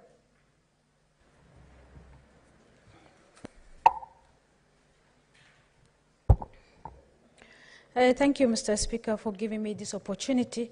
Mr. Speaker, I rise to support this bill, which is the author of the bill is Senator Abdul Haj. Mr. Speaker, this bill, it is our responsibility to ensure sustainable environments for our generations, Mr. Speaker. It is also we to protect our natural resources and safeguard and mitigate the efforts of the climate change. Mr. Speaker, the bill is promoting the afforestation and reforestation in arid and semi-arid land county. Mr. Speaker, on this scenario, Mandera County, we have engaged on these planting trees. We have employed almost 1,500 women. That is creating jobs for planting trees to sustain them until it will be sustained. Mr. Speaker, also, we do that tree planting to safeguard encroachments of people to the road, that is road serving, and also let people know also the importance of the tree planting, that is, it creates also the income, that is through carbon credits. Mr. Speaker, in section 2, which is B, it formulates and implements the plan for sourcing the 3 seeds and seedlings that are suitable for the environment and the climate condition in various parts of the country. Mr. Speaker, on this scenario, we need a specialist to do that, because some trees which grow in other counties cannot do well in another counties. So it needs also, in this scenario, we need a specialist to do that. Mr. Speaker, it also establish at least 1 tree nursery in every county, in every 47 county. Mr. Speaker, so that at least our people can get seedlings so that they can plant everywhere and everywhere. Mr. Speaker, in also planting trees in schools, public schools, the bill is specific for public schools, but we need also private land. We have to encourage also the private sector also to do tree planting. Mr. Speaker, I like this section 4A, which means the person who harvested the tree shall replace a tree under the direction and the area designated by the service. Mr. Speaker, in this scenario, we need this. There is a law that if you cut a tree, 1, you plant 3. So we have to enforce that, so that we have to replace our environment. Mr. Speaker, when the counties took over this position of tree plantings, we need also as physical responsibilities for those counties who do well in tree plantings to get at least parameters to get their revenue sharing. The CARA, the share revenue authorities must also take initiatives to check on the feasibility responsibilities for the counties do well in tree planting, like Mandera County.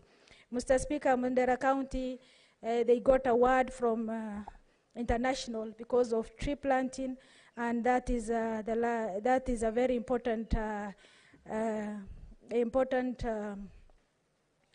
important award we got because of tree planting. Mr. Speaker, in these tree planting trees, this is impact on our planet, and we have to take care of the responsibilities to ensure that the sustainable environment for generation of a new generation. Mr. Speaker, in this, the bill also incorporates tax and fiscal incentives to boost investment in the forest land utilization as suggested by the Cabinet Secretary for National Treasury. Mr. Speaker, the bill also further mandates the county government to promote the tree plantings in all public land. Mr. Speaker, maybe with amendment, Abdul Haj can incorporate the private land also, so that at least it will be not discriminative to only the public sector, but private sector also can take initiatives and take a responsibility that it is important to take care of our natural resources. Mr. Speaker, maybe we also incorporate the council, that is societies, to take care of our trees. If we portion our counties in societies, the way we did in Mandera counties, so that a society can be taking care of tree planting, so that in our area, everywhere will be greener. Mr. Speaker, with that few remarks, I support the bill. Thank you. Senator Edwin Sifuna. Thank you, Honorable Speaker, for giving me opportunity to also contribute to this bill. I want to make it clear that I support the bill. Honorable Speaker, we are famously known as the children who grew up under Nyayo. And I remember he used to tell us that when you cut one tree, you plant two. That was one of his rallying calls. I don't know why Senator Haji has proposed in this particular amendment under Section 4 that instead of what Nyayo used to tell us, that you cut one, plant two, he's saying when you cut one, you plant one.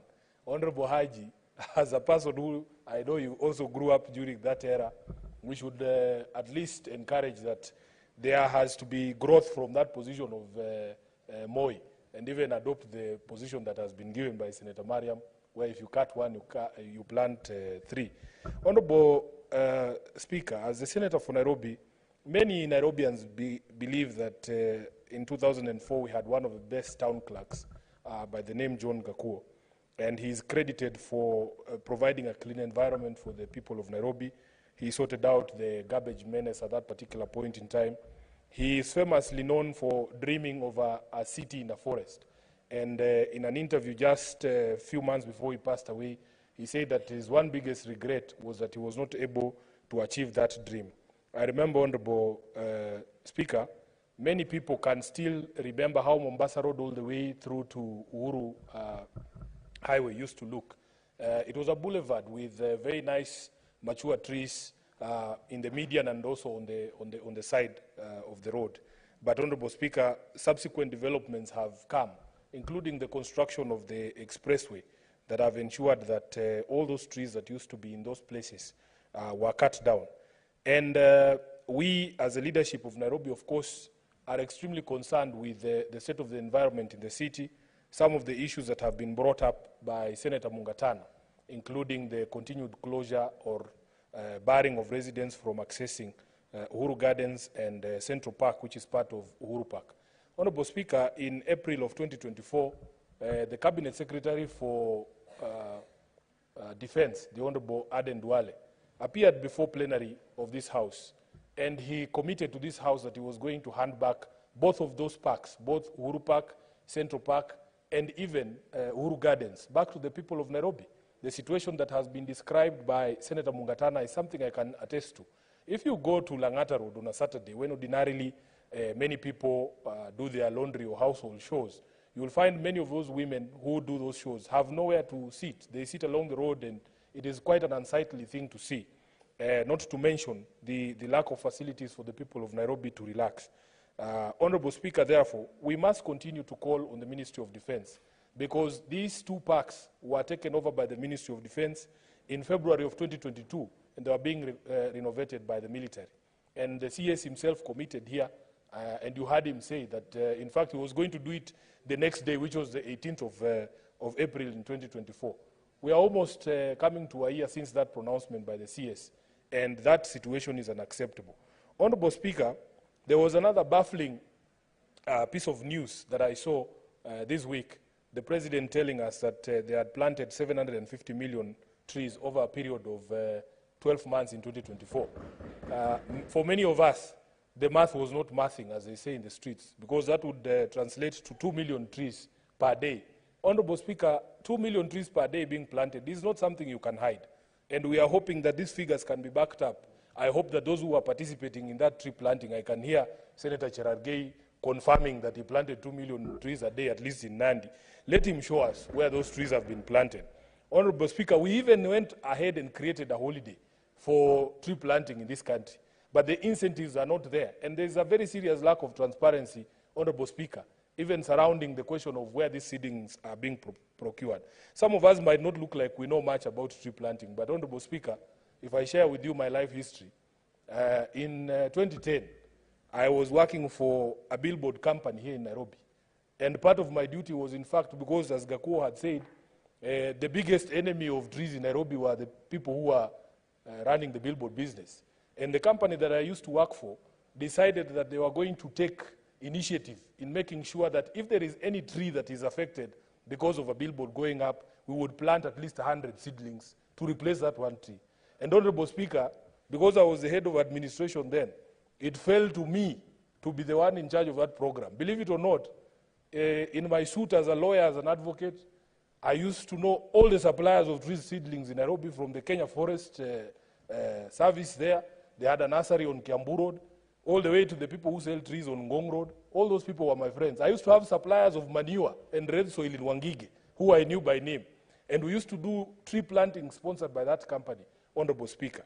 But you can see that because we have let go of the rules of the city, there is a serious proliferation of even the billboards in Nairobi, and nobody does that tree planting anymore. Honorable Speaker, we want that this particular amendment to the law, we hope will bring about some sanity and make sure that we return the city to the dream that Honorable John Gakuo had, even if in the end he met with a very ignominious end. Honorable Speaker, therefore, I want to be on record supporting this amendment. And Honorable Speaker, we want to urge again on behalf of the people of Nairobi that we must return this city to the people. And those facilities that were taken over by the military, it is now long overdue. We don't have to summon the CS for Defense to this house again for him to again make promises. We just want that the people of Nairobi have access to Central Park, Uhuru Park, and Uhuru Gardens. Lastly, Honorable Speaker, I have made it clear that I have a problem with the way this government communicates.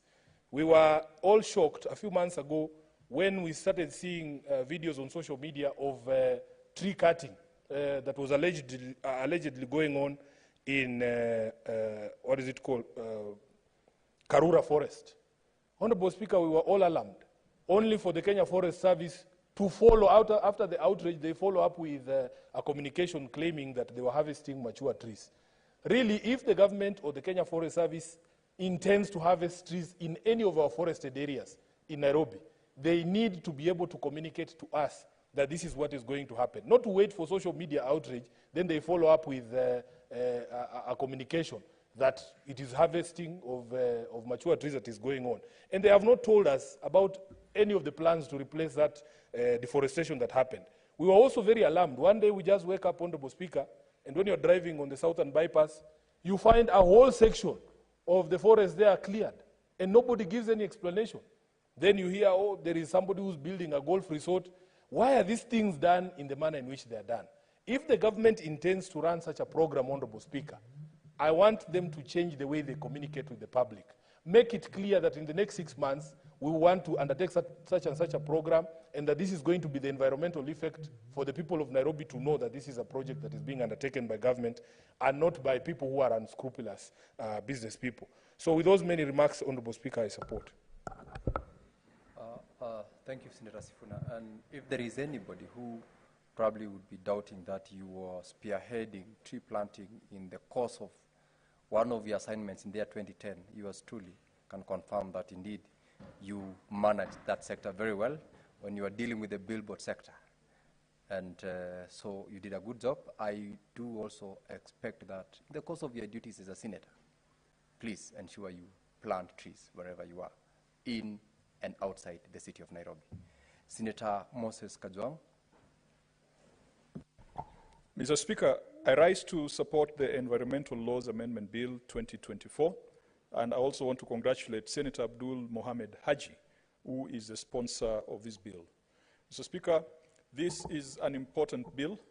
It's surprising that existing legislation has not provided for what Senator Abdul Haji is calling for in this amendment, because this bill seeks to amend the existing act to make further provisions for afforestation and reforestation of forests in counties in Kenya.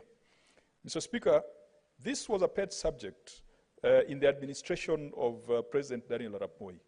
Out of the many things he did, I think those of us who were in the 844 system of education, afforestation and reforestation was afforestation, reforestation, and deforestation were concepts that always came up in our GHC, Geography, History, and Civics syllabus and examination. I'm not very sure how the CBC has taken care of this, but I hope that the education curriculum has picked these concepts to encourage our children that a tree planted today is not a tree planted for today's child, it is a tree planted for our children and our grandchildren and great-great-grandchildren.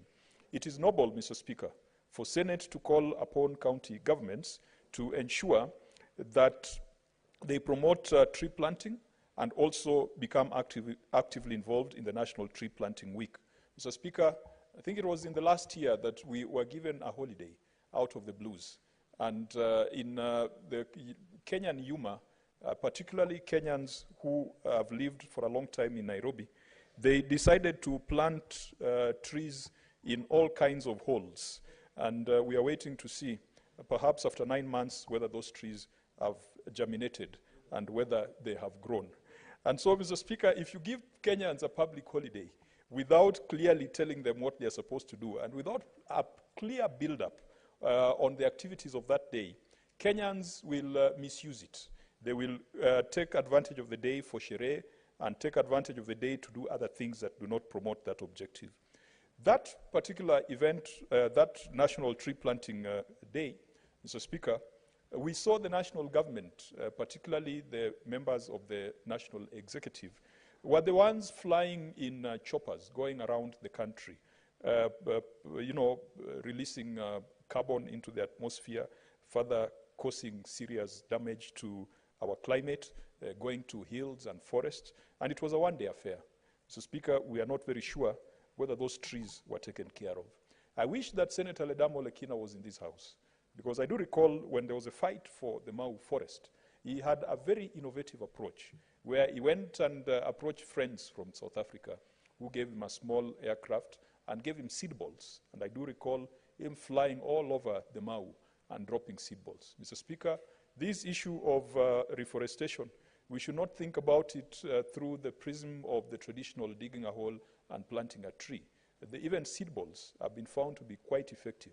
And I want to encourage county governments to adopt that approach. And it is very easy to use youth groups, to use women groups, to use organized groups, to give them those seed balls, let them scatter them, let them spread them, so that when the rains start falling, like it did today in Nairobi, then those seed balls can germinate. But beyond the seed balls, I think it's also a bright idea, as Senator Abdul has proposed, that we need to establish tree nurseries in each county. These tree nurseries, I hope that we are not going to have this situation that we have started seeing in a few counties. I've seen a program called Climate Works Mtaani. And Mr. Speaker, this is a program with good intentions, but if it's not scrutinized, if it's not oversighted, then governors are just going to be organizing militias with the next election in mind.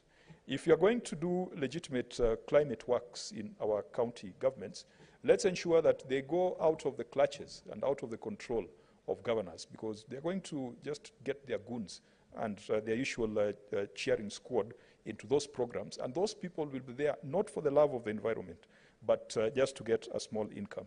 I do recall in one of the other counties that we looked at in the Public Accounts Committee, I think it was Tharaka Nithi County.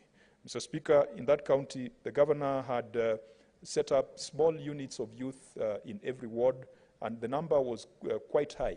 Even though they were not involved in climate or tree planting, they were involved in maintenance of roads, and that triggered some concern that some of these things we establish purportedly to benefit the youth can be easily abused. The tree nurseries in counties, I hope that we can come up with a model where we can empower self-help groups, community-based organizations. These people who are currently parading plants and seedlings along the roadside, let the county governments not throw them out of business.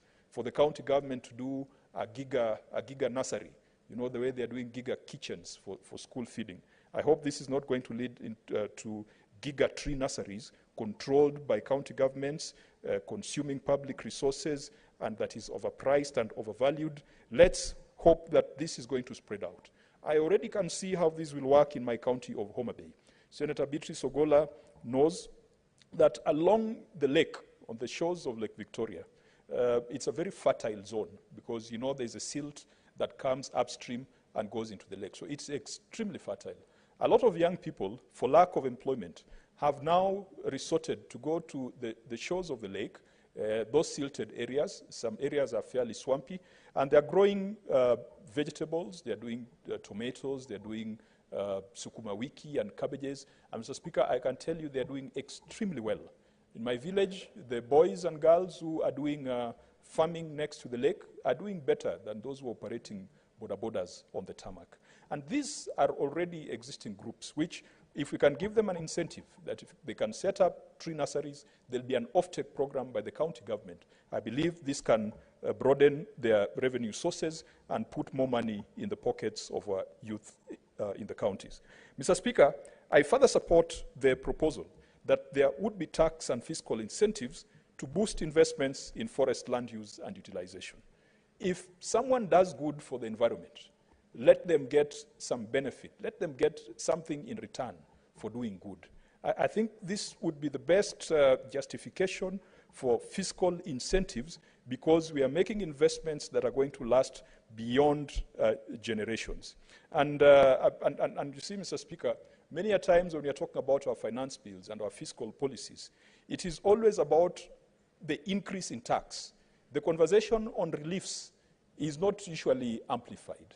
And I do hope that C.S. Mbadi, if he was listening, this would be a very genius insertion into his fiscal plan and finance bill that he would be bringing to Parliament, that instead of starting his speech by saying that we are increasing VAT, or we are increasing housing levy, or we are increasing this social health, that he would start his conversation by saying that we are giving an incentive to people who plant trees. We are giving incentives to corporates who, as part of their corporate social responsibility, they have decided that they're going to reforest and ensure that our country's tree cover and forest cover is maintained and is optimized. Because, Mr. Speaker, corporates sometimes engage in CSR that might not have very consequential long-term effects. I know a number of corporates have gone into the sports arena because it's in sports that there is visibility.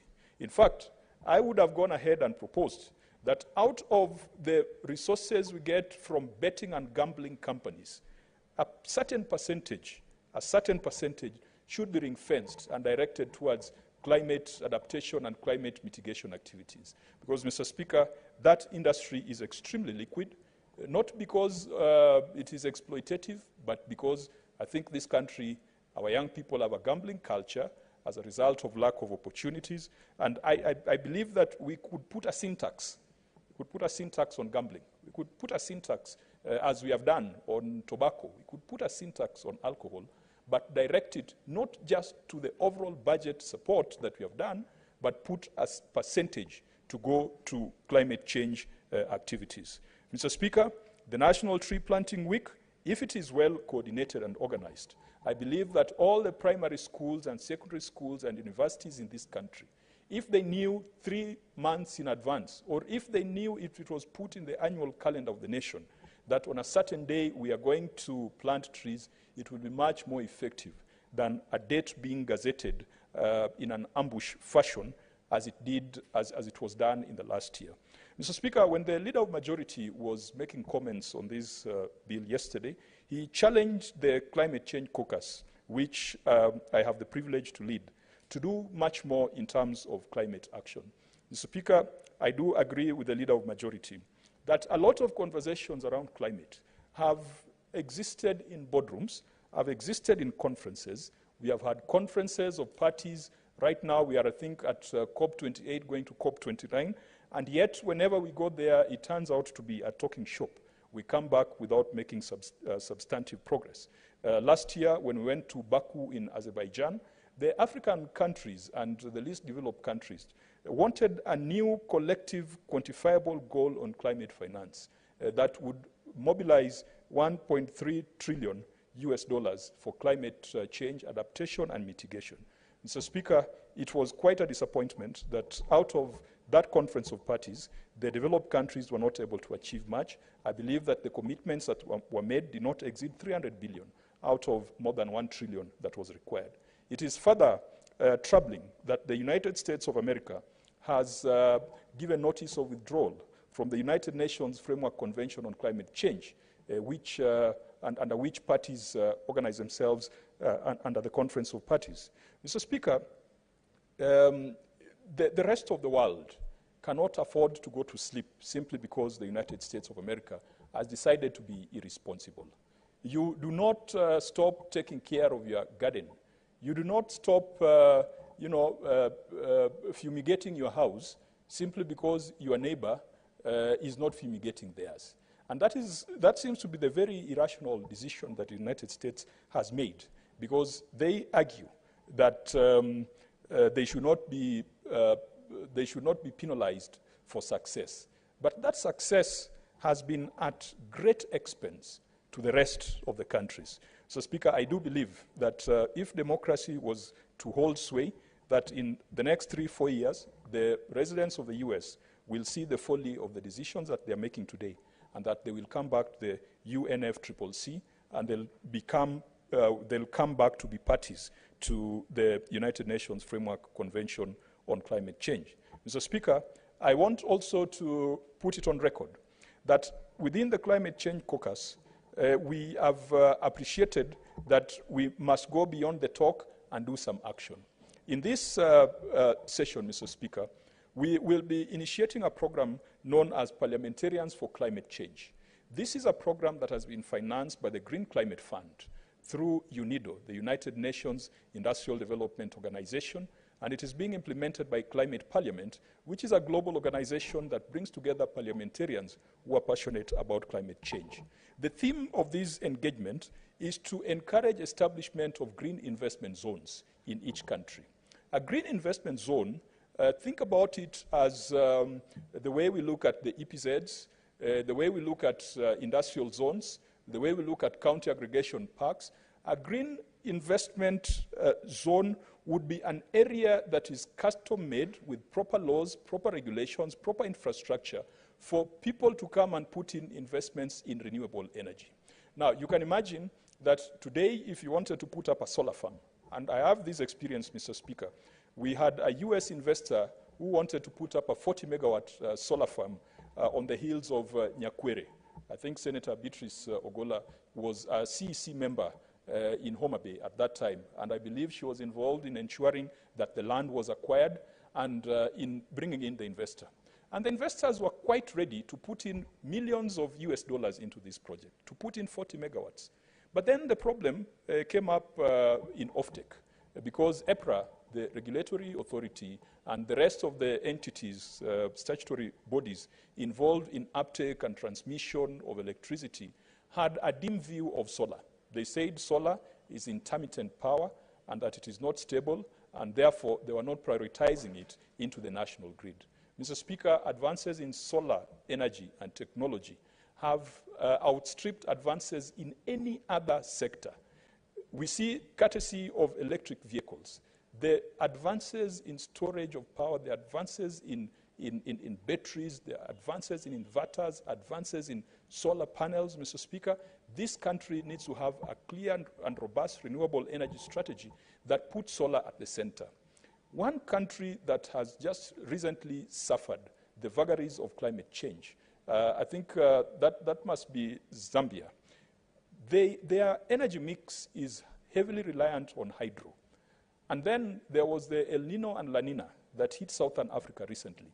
There was a devastating drought in Southern Africa.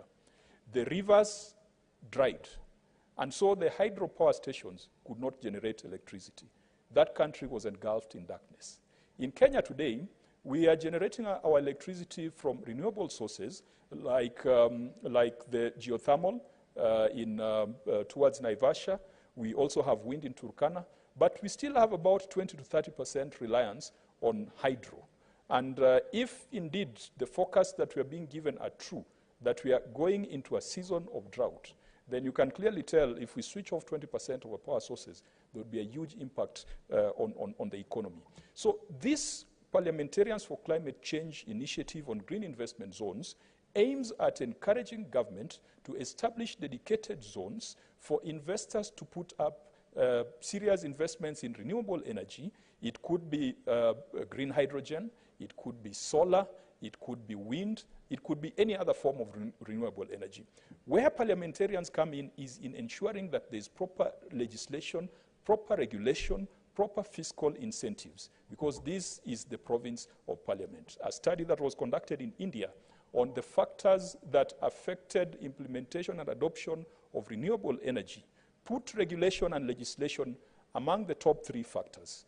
The other one was offtake, because once you have invested, you find regulatory bodies that are not willing to take it up. Mr. Speaker, all these initiatives around green investment, we are doing them because we have cut down our forests, we have cut down our trees, and we have gotten to a point where we are not able to absorb the carbon that comes out of industrial activity. Finally, Mr. Speaker, the issue of carbon credits has always come up. When we plant a lot of trees, it is possible for us to go to the market and claim carbon credits and get an additional source of income. However, Mr. Speaker, under the Paris Agreement, there is an Article 6 that talks about internationally transferred mitigation outcomes.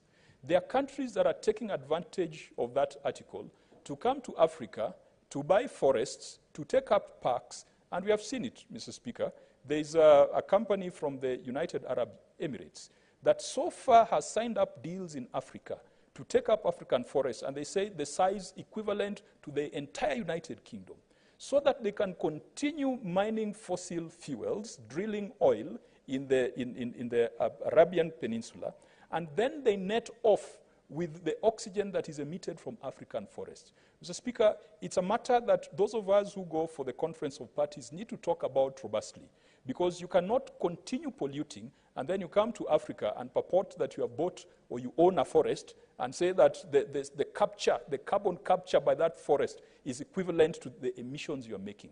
It is conmanship at international level. And this country must be wary.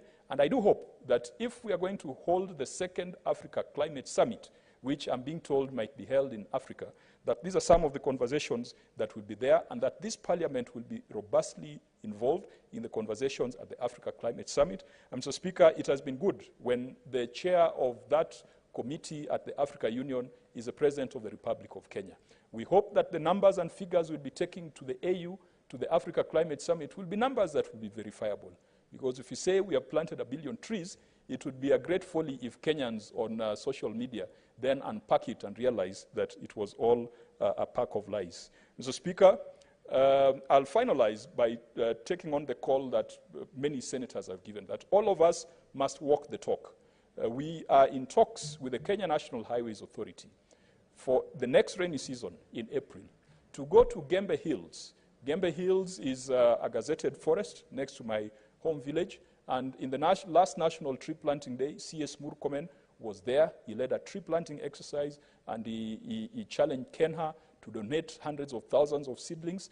And in this rainy season in April, Mr. Speaker, I want to assure you and assure the House that I will join Kenya and other players, and I will also mobilize resources through the Kajwang Foundation, so that the rainy season we go out to the forest, we go and do what Senator Abdul is calling on the government to do. Thank you, Mr. Speaker. I support. Now, honorable senators, that brings us to the end of our debate on this particular bill. And I now call upon the mover of the motion, Senator Haji, to reply.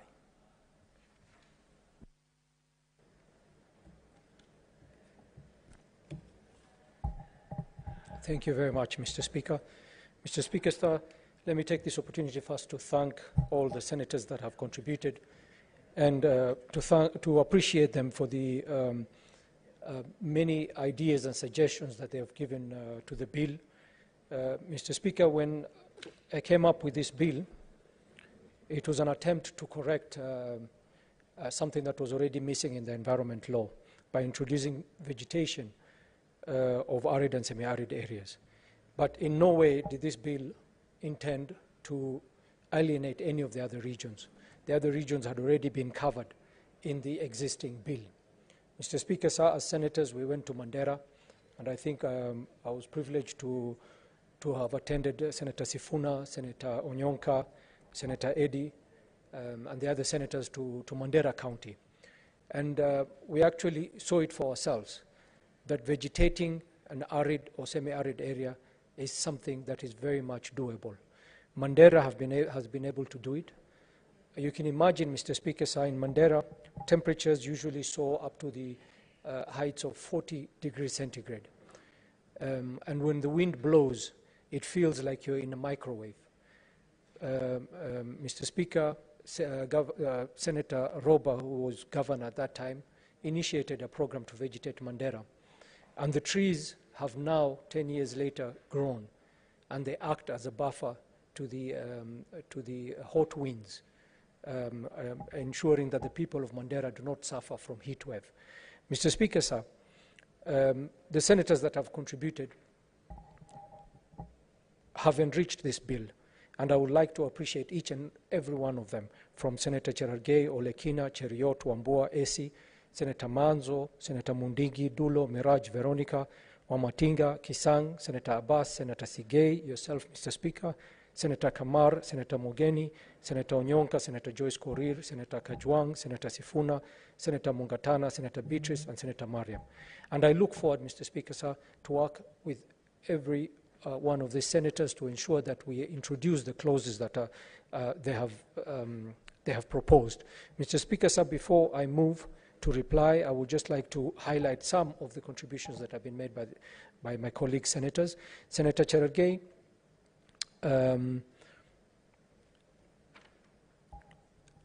Senator Cherargei intends to introduce a clause to expand the vegetation cover of the Kenyan marshland to 30%. He also mentioned that under the KFS, that he proposes that instead of just planting 2 trees for every 1 cut down, adapt the trees to ensure they reach maturity. And most of the senators, Mr. Speaker, sir, have, and I think that was a typo in the bill or an oversight. If you cut 1 tree, you plant 1 tree. I don't think that is the way we should go, Mr. Speaker, sir. It's actually, if you cut 1 tree, you should plant more than 3 trees, Mr. Speaker, sir. Mr. Speaker, such as Senator Cheriot also requested that logging regulations should require that only mature trees are harvested, which I thought was a very good idea.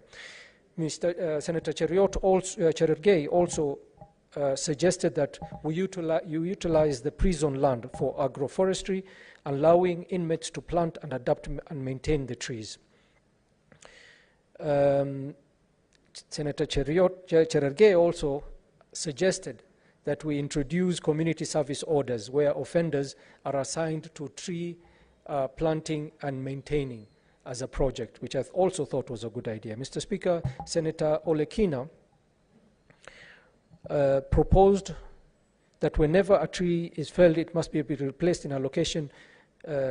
He actually opposed the idea that it should be replaced in a location designated by Kenya Forest Services. The senator objects to this requirement, arguing that it introduces unnecessary bureaucracy, and I think yourself, Mr. Speaker, sir, had also mentioned that.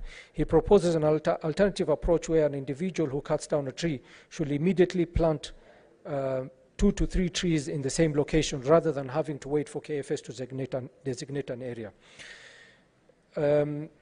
Senator Olekina also proposed that we actually introduce a clause to take care of the Madhenge plant, which is a very destructive plant in most of the arid and semi-arid areas.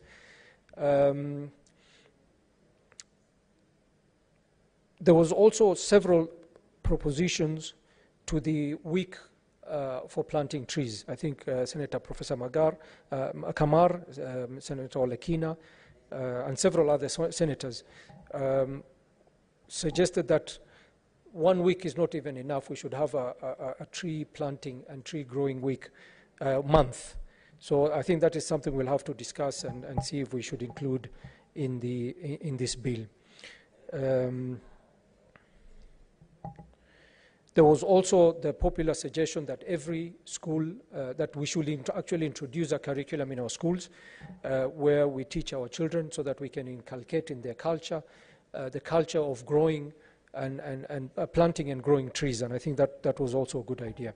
Senator Cheriot proposed that we consider integrating tree planting practices in special occasions, such as when heads of state and dignitaries visit Kenya. Senator Wambua wanted us to find out a way to put in the bill that it should include provisions, either expressly or implicitly, that ensures leaders take a leading role in environmental conservation efforts. Senator Essie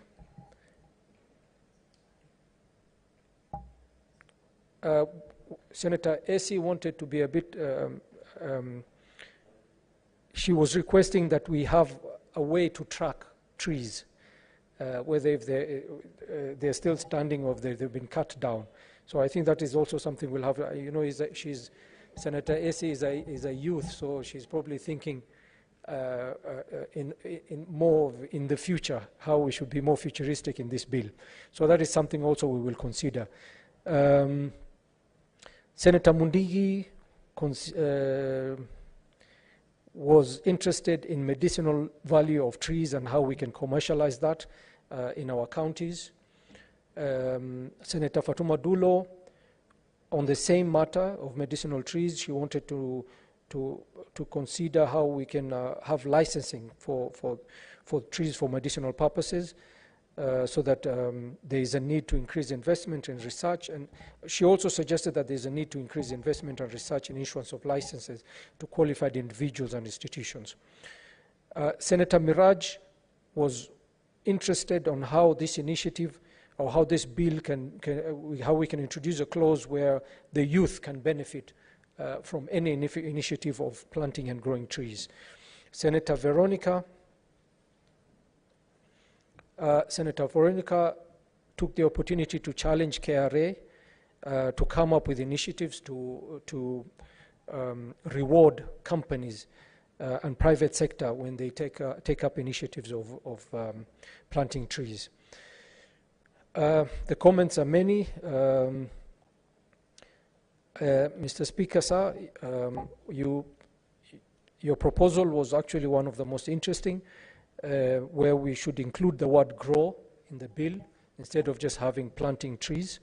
And I think that is important because in most of the areas that we were targeting with this bill, you cannot just grow trees, you cannot just plant trees, you have to grow and nurture them. So that is something we should actually include in the bill. Mr. Speaker, sir, there was also the issue of nurseries. The bill had proposed a nursery in every county. There was a proposal that it should actually be in every sub-county, as Joyce Korir had suggested. Senator Professor Kamar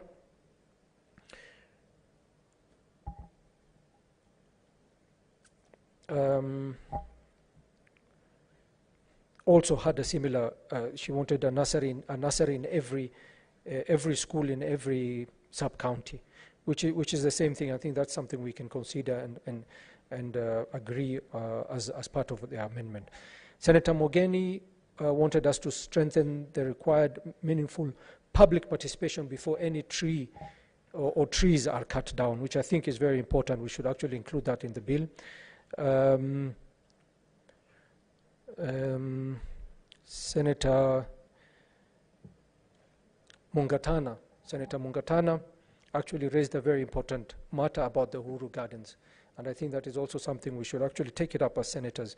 Uhuru Gardens was intended for the public, and by only going by the name of Uhuru Garden, it should actually be converted into a garden or a botanical garden in Nairobi, so that people can actually visit and be able to understand and be educated on the different species of trees, flowers, and other vegetations.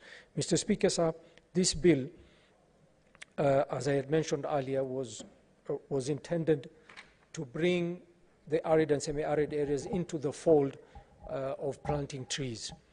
Mr. Speaker, sir, our areas, the arid and semi-arid areas, it is very difficult to plant trees. And that is why this bill was introducing indigenous trees that can actually withstand the harsh climate in our areas. Mr. Speaker, sir, when we introduce bills in this Senate or in Parliament, it is intended to make sure that it covers all the regions and all the and benefits all the people of the country. Mr. Speaker, sir, laws are supposed to govern each one of us equally.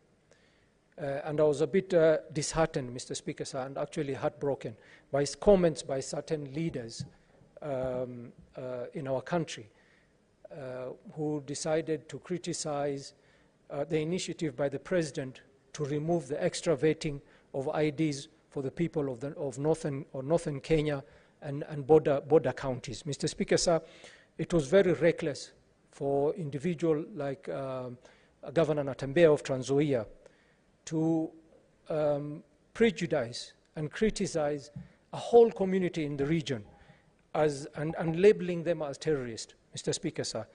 As a leader and as an elected leader, he should know that any injustice anywhere is injustice everywhere, Mr. Speaker. When a law is introduced to discriminate any Kenyan, it is a law that should not be in place, Mr. Speaker, sir. And that is one thing he should understand. Mr. Speaker, sir, I would like to take this opportunity now. I beg to reply to the bill, Mr. Speaker, sir. Mr. Speaker, pursuant to Standing Order 66.3, I request that the putting of the question be deferred to a later date.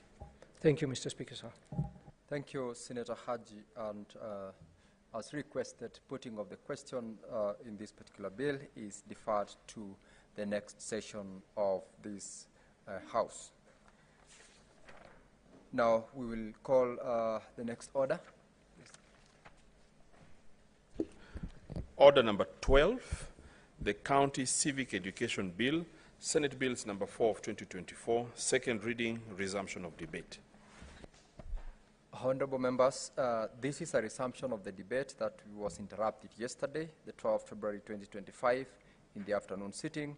And by the time the House rose, the Honorable Senator Julius Mulgor had a balance of 19 minutes, and he's not in the House.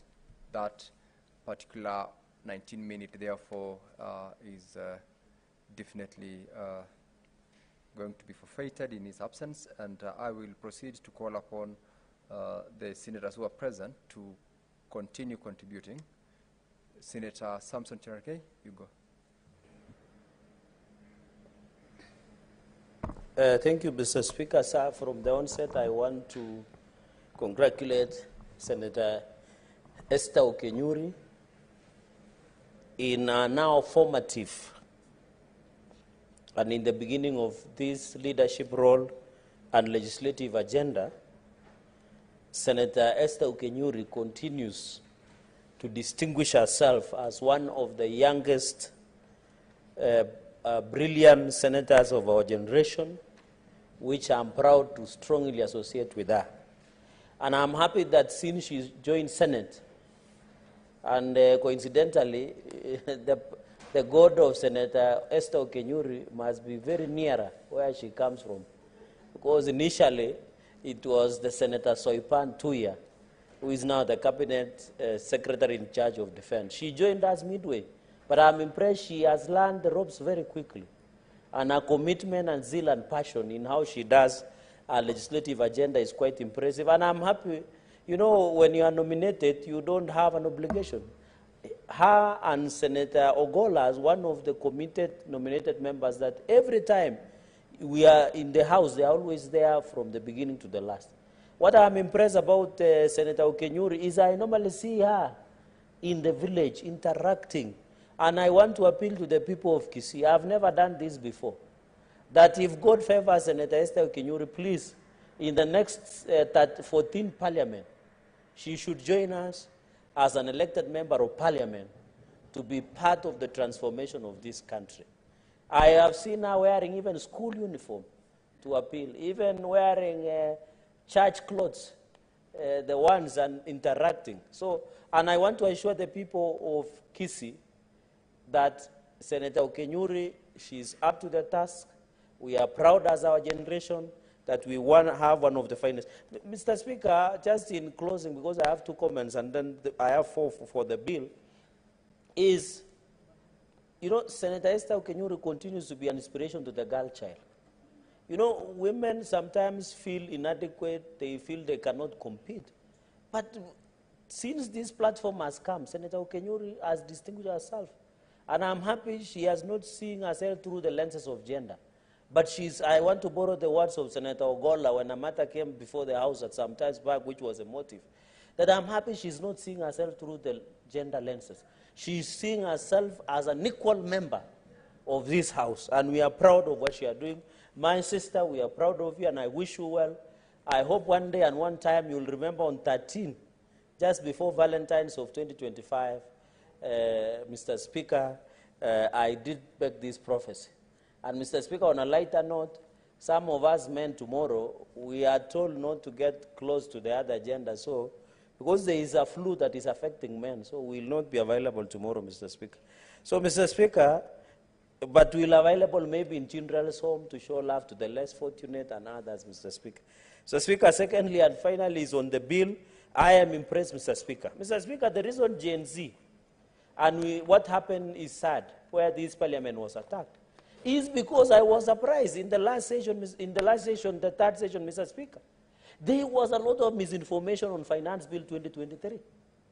You know, because of lack of civic education and public participation.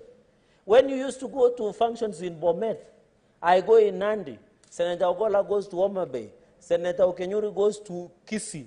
You sit in a public baraza and you hear what people are saying is not even in the finance bill.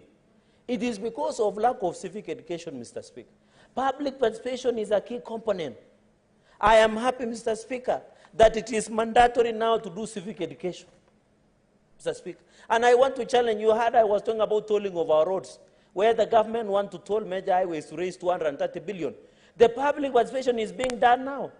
Many people will not attend, but when it is passed, they will start running around the country saying they were not being involved during public participation of tolling of our roads, Mr. Speaker. Even the finance bill of 2025, I want to encourage Kenyans to participate. I'm happy.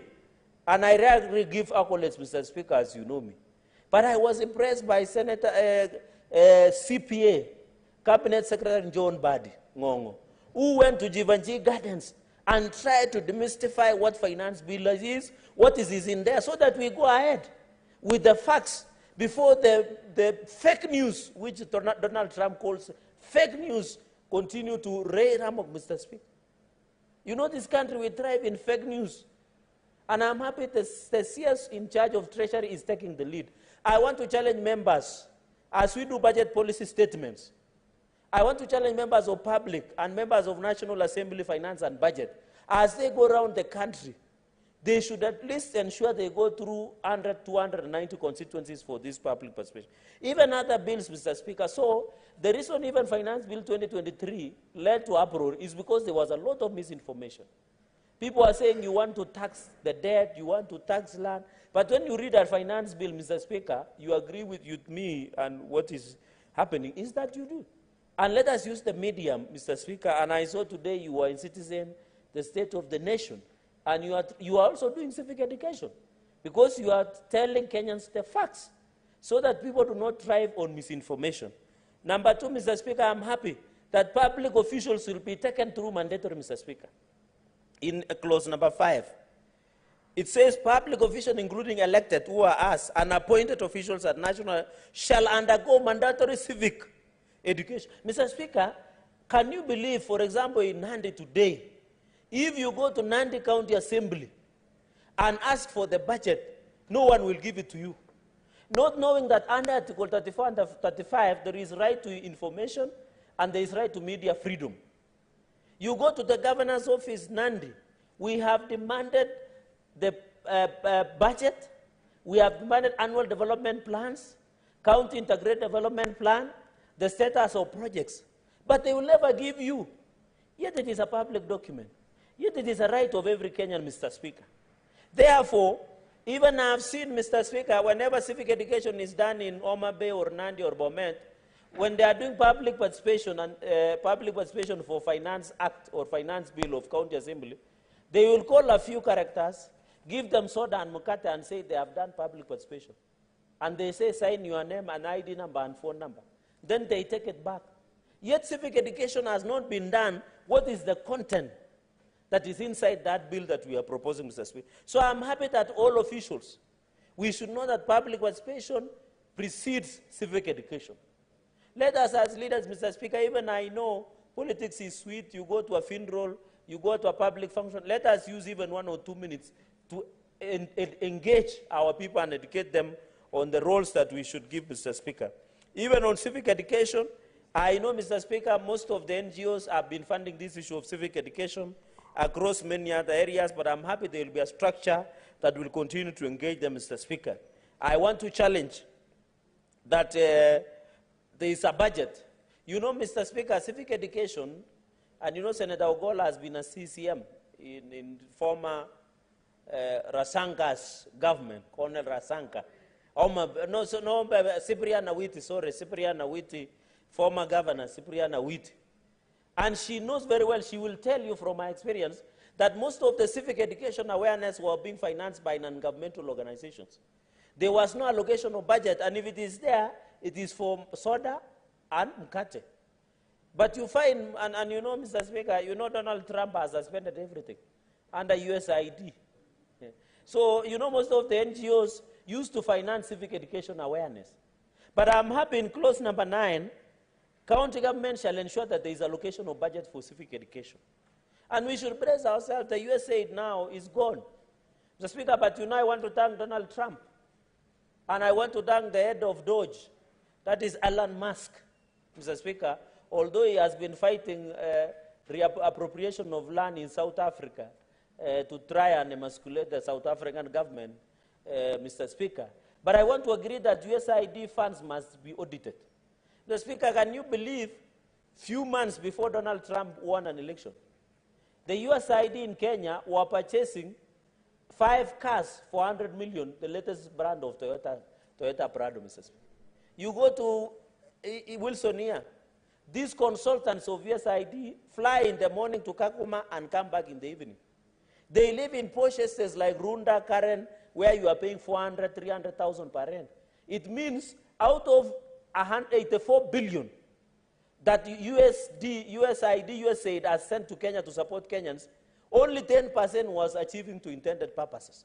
Therefore, we want to agree with the US government led by Donald Trump that the USAID must be taken to the intended purpose. And we agree with them that they must be audited, because you find consultants will sit in hotels, will sit in Java and other hotels with a laptop, and they are being paid in terms of dollars, Mr. Speaker. Yet the real intention of money could not get. And therefore, most of this civic education awareness was being financed by non-governmental organization, Mr. Speaker. Mr. Speaker, I'm happy that even we should have a structure of engaging. Whenever public participation is done in Longisa, let us list, let us get the name, let us have a structure of engagement. I know County Governments Act, I think Section 81 on public participation as a critical component. And I'm happy Senator Okenyuri is proposing something that has been given, she's giving life to Article 10 on principles of good governance and national values, Mr. Speaker. One of them is public participation, which is anchored in civic education and awareness in our republic, Mr. Speaker. And therefore, this bill, I expected all senators to be here. The reason we are fighting on the ground is because the county governments who are corrupt will never like to read the true reflection of what is happening. And that is why, as a senator, whenever you go and tell the people, for example, in Nandi, in the last financial year, I made sure around 10 billion was taken to Nandi County. People will be shocked because what they are seeing on the ground is not reflective on the equitable shareable revenue and conditional grants and on-source revenue that was allocated to counties, Mr. Speaker. And therefore, I'm happy there is going to be a structure, Mr. Speaker, and it is very important. Even another aspect that is clause number 17 is grounds for registration, Mr. Speaker, which is very critical. And I'm happy, I remember there was a crackdown of NGOs. And at that time, those NGOs were being cracked down, Mr. Speaker, because they were doing something that was not intended. Also, as we allow civic education to be funded by NGOs, we don't want civic education to be done to incite the public against government or incite the public against their own country. We are aware. And you remember in 2017, because some of us were serving in this house, some of the organizations by the NGOs,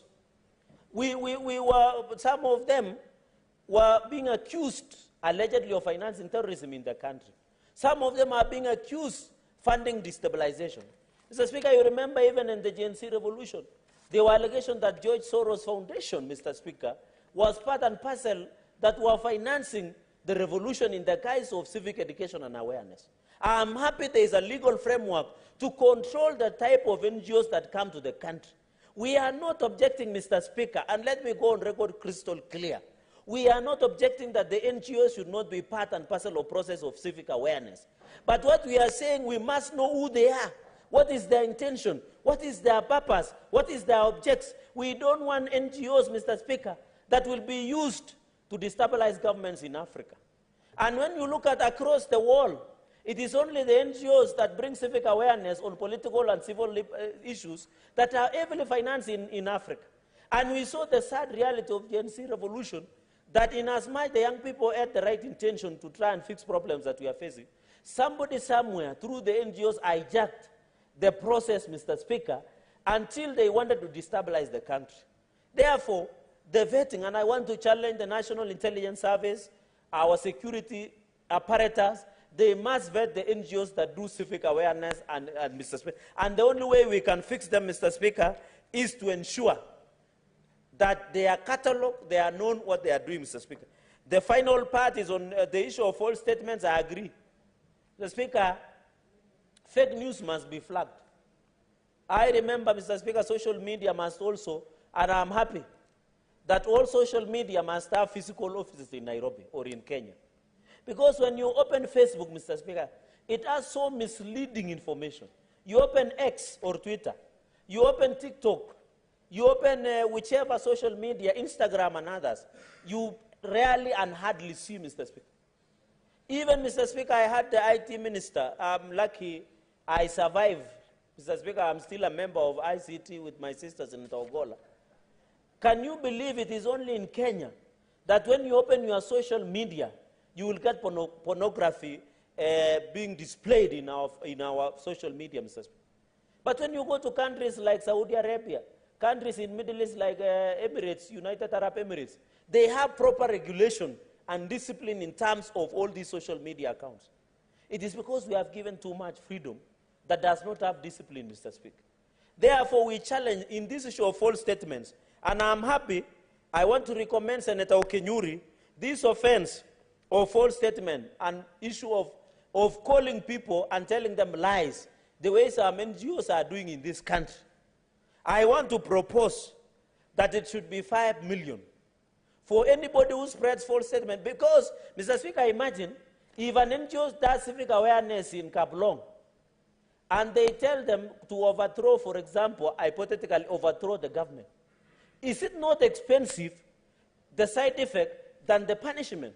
So I want to agree that all NGOs and anybody who does civic awareness on false statement, we must ensure that they are punitive of 5 million Kenyan shillings, or alternative, they should be in jail for 10 years.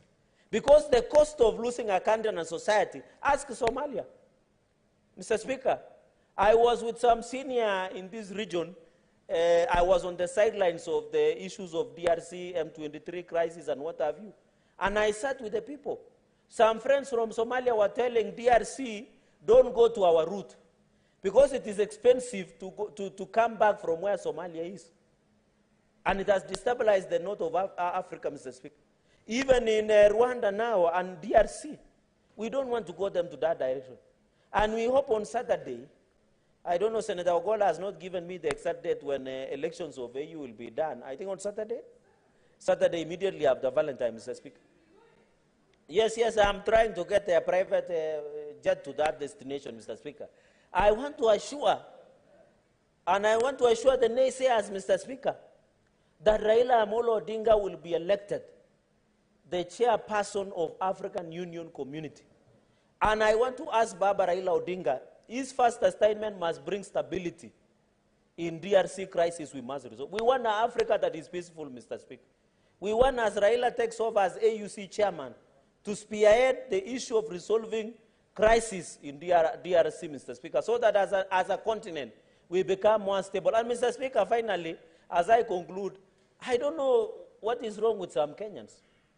There are many people who are praying for Raila to fail. You know, we are no longer patriotic, Mr. Speaker. Go to Tanzania. You saw even when Mama Samia Suluhu Hassan and my brother, my very close friend, Ambassador Balozi Njimbi, who is the presumptive deputy president of Tanzania, Mr. Speaker, and you should know that he is my close friend, the incoming deputy president of Mama Samia Suluhu Hassan. Those people are very patriotic, Mr. Speaker. You remember when they were doing their national delegates of CCM in Dodoma, all musicians from Diamond, Shusho, Sijui Zuju, and the rest showed up to show support because of patriotism of their country. But when you come to Kenya, some people are praying, and I'm told others have gone to the mountains. Others are consulting witch doctors in Indian Ocean for Raila to fail. Tunasema washindwe katika jina la Yesu. Baba must strive, Mr. Speaker. With those very many remarks, I congratulate Senator Okenyori and wish him well. I thank you, Mr. Speaker. Senator Cherargei, as you're closing, you went overboard in the language use, contrary to the standing orders. Place yourself in order next time. And the comments that you made as regards Senator Beatrice Ogola and Senator Esi Okenyori is basically because of their dedication to work and their responsibility as responsible members of this House.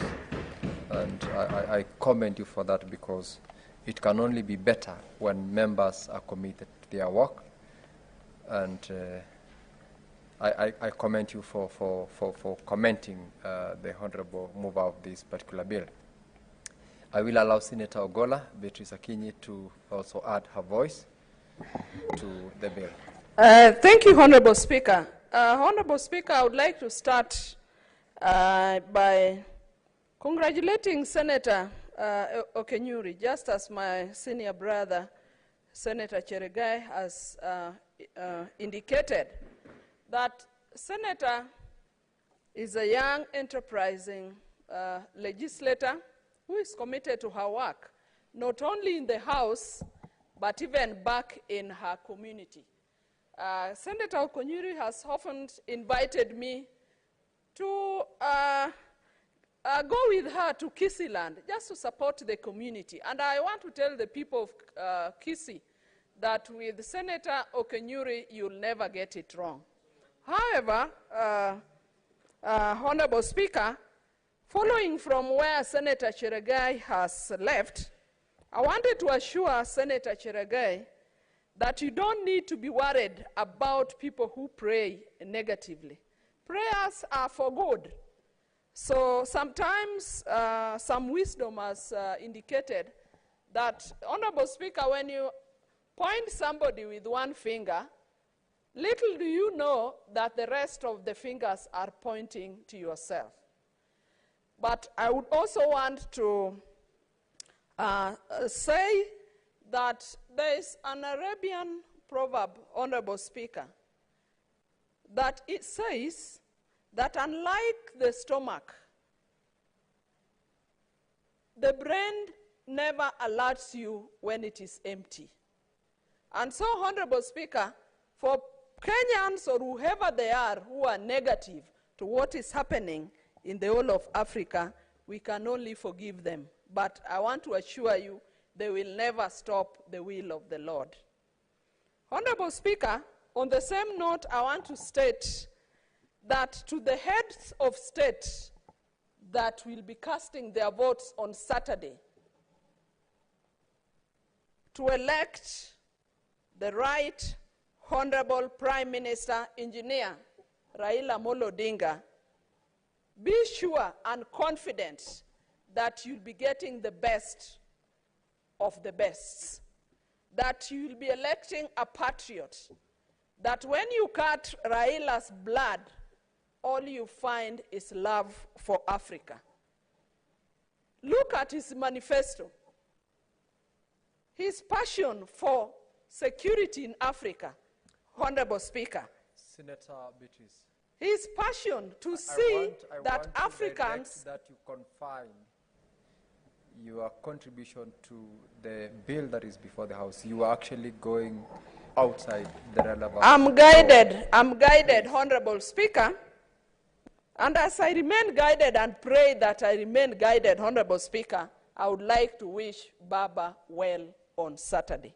And on behalf of everybody else in this republic, we assure His Excellency the President will do his best. Honorable Speaker, now let me come to this outstanding bill on civic education. Honorable Speaker, education is a lifelong activity that we all learn throughout our lives. And I'm happy that Senator Kunyuri has brought this bill, the County Civic Education Bill. And Honorable Speaker, just to reflect on how far you want me to confine, even the last sentences I made about the AU is about civic education. But let me come back to the bill that is before the House, Honorable Speaker. Honorable Speaker, I've said education is an ongoing process. And some of the challenges we have had to deal with the public in the counties about less knowledge and about the limits of public participation, if we had this bill in place, our people would be prepared throughout the year on what public participation is, even before they are called for the public participation activities. Honorable Speaker, one of the reasons why I support this bill is that this bill takes notes of the national values we have in the Constitution. And Honorable Speaker, it refers to the national values, and I would like to remind us ourselves that some of them are honesty, obedience, loyalty, self-discipline, self-reliance, patriotism that we have just been talking about. What better way, Honorable Speaker, would we have that we would have a system where these national values will be imparted into our people throughout, and they'll be enshrined in this bill that has been brought about by Senator Okenyuri. Honorable Speaker, this will be a solution to most of the challenges we have back with our communities. That, Honorable Speaker, sometimes there are topical issues that come up. Some of the topical issues we have that we've had to deal with and are still going on are issues like femicide, issues like abductions or disappearances of people, issues like issues we had previously, even like the NADCO or IBC.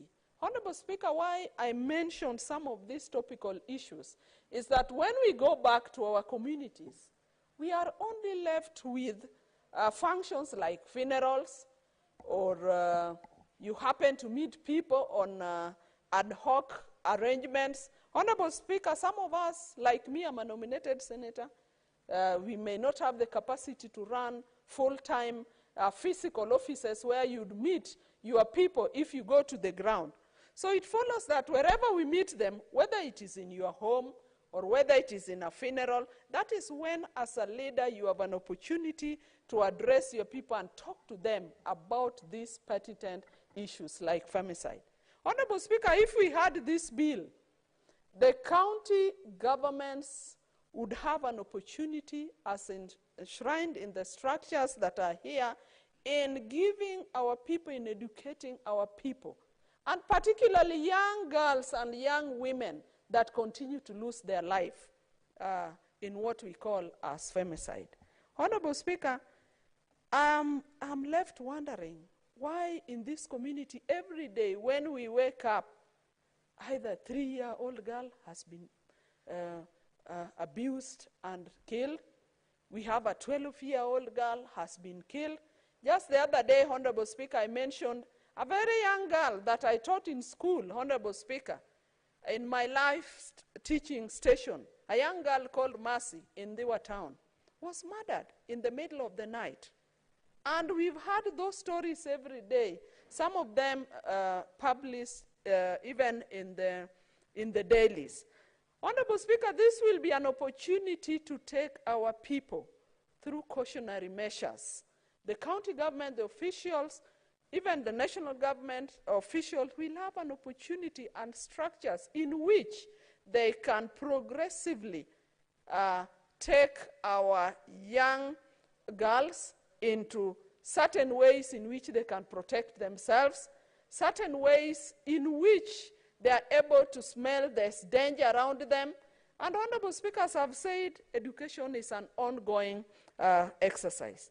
Honorable Speaker, you remember when we had the NADCO discussions, and I want to really congratulate our two leaders, the president of this country, Dr. William Samoei Ruto, and the enigma, Honorable Raila Amolo Odinga, who took an opportunity to just say, let us forget about the chaos and let's sit together. And they put up a team of leaders from the Senate and the National Assembly that brought about the NADCO report. But Honorable Speaker, as we talk about the NADCO report, are we sure the general population that we have in this country are aware of the details, the nitty-gritties that we discussed in the NADCO report? So in this bill, we would be having a way of letting our people know some of those topical issues that we discuss as leaders that affect their lives. Honorable Speaker, in most of the conversations I have with my community and with the public, there are always issues coming up about IBC. When are commissioners coming in? When are we getting our boundaries reviewed? When are we getting the preparation of even the next election, Honorable Speaker? I'm saying because these are topical issues that always come up. I support this bill because through this bill, some of these topical issues will be related to our people. Honorable Speaker, I'm also happy that this bill mentions that public officials, be they national and county, at county level, will undergo a mandatory civic and training on their roles and responsibilities.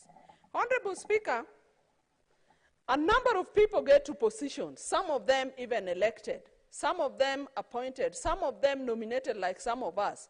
But sometimes it is pathetic that you see that the way some of us undertake their roles, it is like they are never very sure of the responsibilities for which they are in those offices. Honorable Speaker, it is even a pity that when you go back to our counties, there are even leaders who are being sought by their electorates. They never see the leaders that represent them.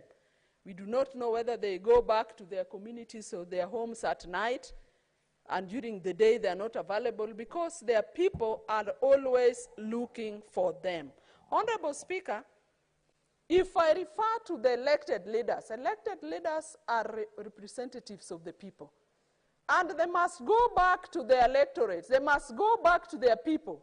And their people who elect leaders must be told through civic education about the roles they are bestowing on some of the officers they are electing to offices. So whether they are appointed or they are elected, Honorable Speaker, they must be. I'm happy they will be undergoing a mandatory civic education and training so that they are enlightened more on some of their responsibilities. And the people, our people must also know some of the mandates the leaders have so that when they're not able to perform those mandates well, then the voters or our people should be able to know what they will do with them in future. Honorable Speaker, another point why I support this vibrant bill is that it talks about the registration of county education providers. And Honorable Speaker, it goes ahead to mention that some of the county civic education providers are not limited to NGOs, non-governmental NGOs, organizations. Some of them are non-state actors. Honorable Speaker, why do you say it is important to have a registration of these civic education providers? It is the right, our right to know who is providing which activity where. Sometimes back, Honorable Speaker, when I happened to have been incorporated as a woman leader in a structure of government that was overseeing development in my region, Honorable Speaker, we came up with an idea that in Homa Bay district then, we needed to know who is coming in and what are you coming to do. But it was a pity, Honorable Speaker, that most of these NGOs and non-state actors did not even want the government to know what they are doing and where they are doing it. Honorable Speaker, if I go ahead to give an example of my district then, you have often been informed that in Homa Bay, our prevalence level in HIV or early pregnancy of gender-based violence is so high, Honorable Speaker. But, Honorable Speaker, it is a pity that because of these statistics, we end up attracting so many NGOs and non-state actors that come with a lot of funding to address these issues. But what is a pity, Honorable Speaker, is we remain with the same statistic despite the fact that we have so many NGOs and so many non-state actors that are addressing this issue. So the question that worries some of us as leaders is that what are they doing? Is it adding value? Is it just about using the statistic to seek for funds elsewhere? Is it just about after you get funds as an NGO, then you come to the region and you masquerade as if you're doing some activities, but it doesn't translate to any value for our people? Honorable Speaker, we have often been worried about some NGOs where they get funding, but a number of this funding goes to administrative issues. And that is why I applaud this bill, because it's going to let us have an inventory of who you are, what activities you are doing, where you are doing it, and I would like us to go further.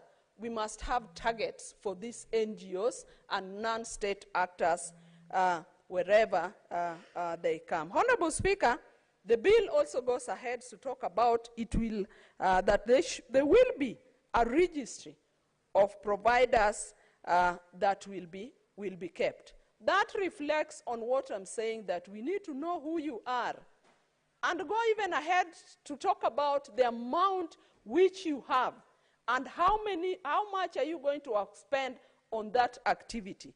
Honorable Okenyuri, it will not only be enough that we'll be having NGOs and non-state actors coming to our regions to provide for civic education, but we must also have their budgets. Those must be public, the public know-how, so that we are able to decide whether they are giving us value for money. Honorable Speaker, the bill will even help us support our people into knowing what are the devolved functions that they are entitled to. What are the services that they are entitled to? Honorable Speaker, we've had this fear that functions sometimes were devolved from the national government, but they were re-centralized again at the county headquarters.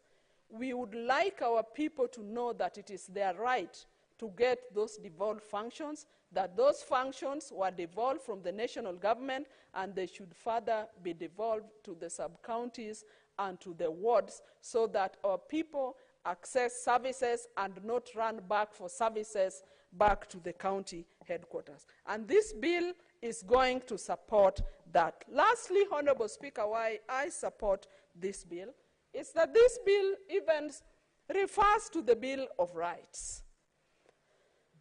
The rights to association, the rights to assemble, the rights to demonstrate, the right for labor relations. Honorable Speaker, this is a very noble bill, and all of us should support it, and the whole country should support it.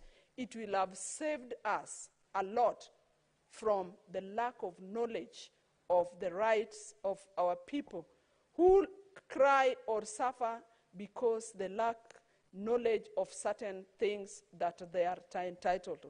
The Constitution that we have talks about all these rights. Honorable Speaker, we are here as representatives of the people. And so we must ensure that our people have knowledge.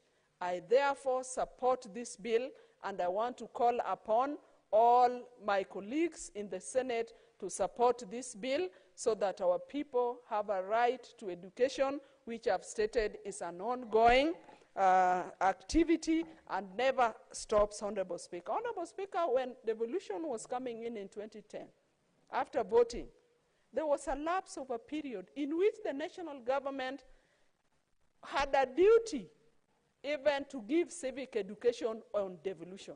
But Honorable Speaker, you and me know, and all of us know, that this never happened effectively and efficiently, and it is for that reason that our people are still suffering for lack of knowledge. Honorable Speaker, I support the County Civic Education Bill 2024 as moved by Senator Esther Okenyuri. Senator Beatrice, thank you for your contribution to this bill. And honorable senators, there being no other member who is wishing to contribute, I call upon Senator Esther Okenyuri, the mover of this bill, to reply.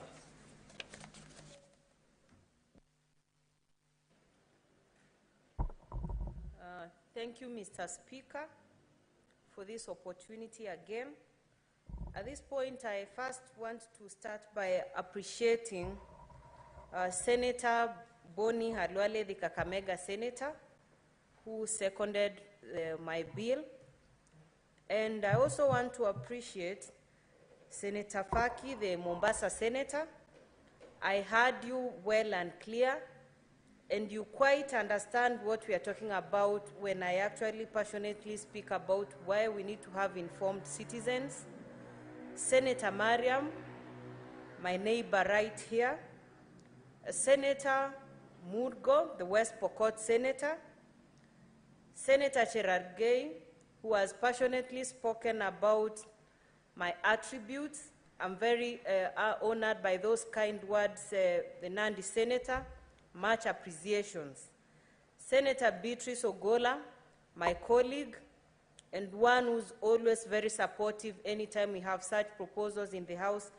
I'm so grateful that you had to sit to this time to support the Civic Education Bill, and that shows your commitment to having people who understand their responsibilities and how they need to take account the kind of leaders they elect to office.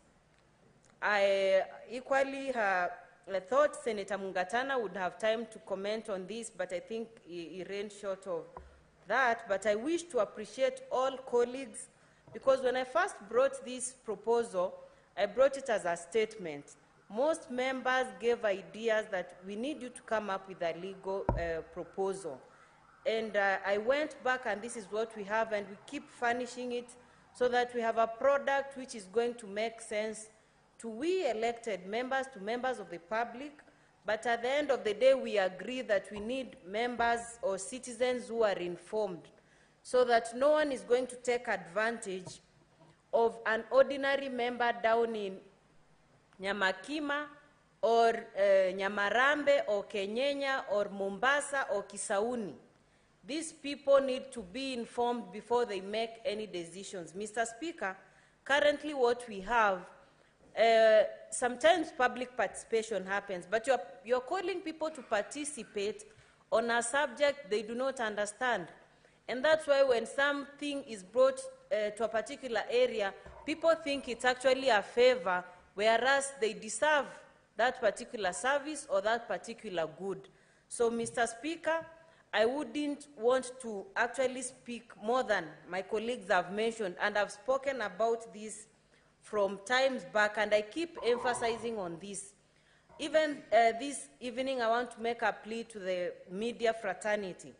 These are some of the proposals we need to highlight in the media, because they are shaping conversations positively.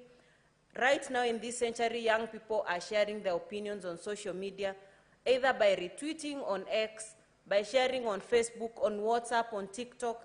That's where conversations are currently happening. So to the media fraternity, I want to request that you highlight this is a very progressive proposal, which is equally going to help you curb misinformation and also pass positive information that is building people in one way or another. And finally, Mr. Speaker, I want to request that pursuant to Standing Order 66.3, I want to request that the putting of the question be deferred to another day so that that can be carried on. So thank you, Mr. Speaker. I end at that point. Pursuant to Standing Order 63, putting of the question is deferred to the next sitting of the House.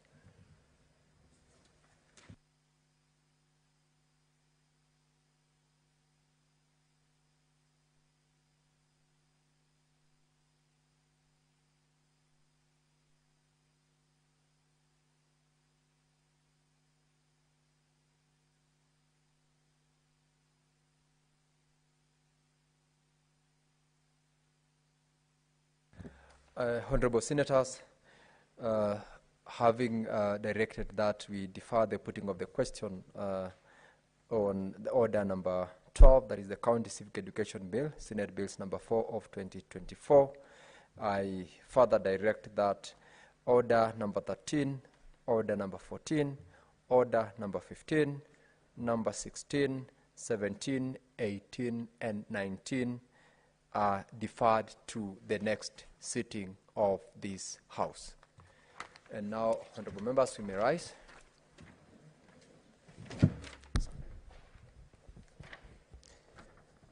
Honorable Senators, there being no other business on the order paper, the Senate stands adjourned until Tuesday, 18th of February 2025 at 2:30 p.m.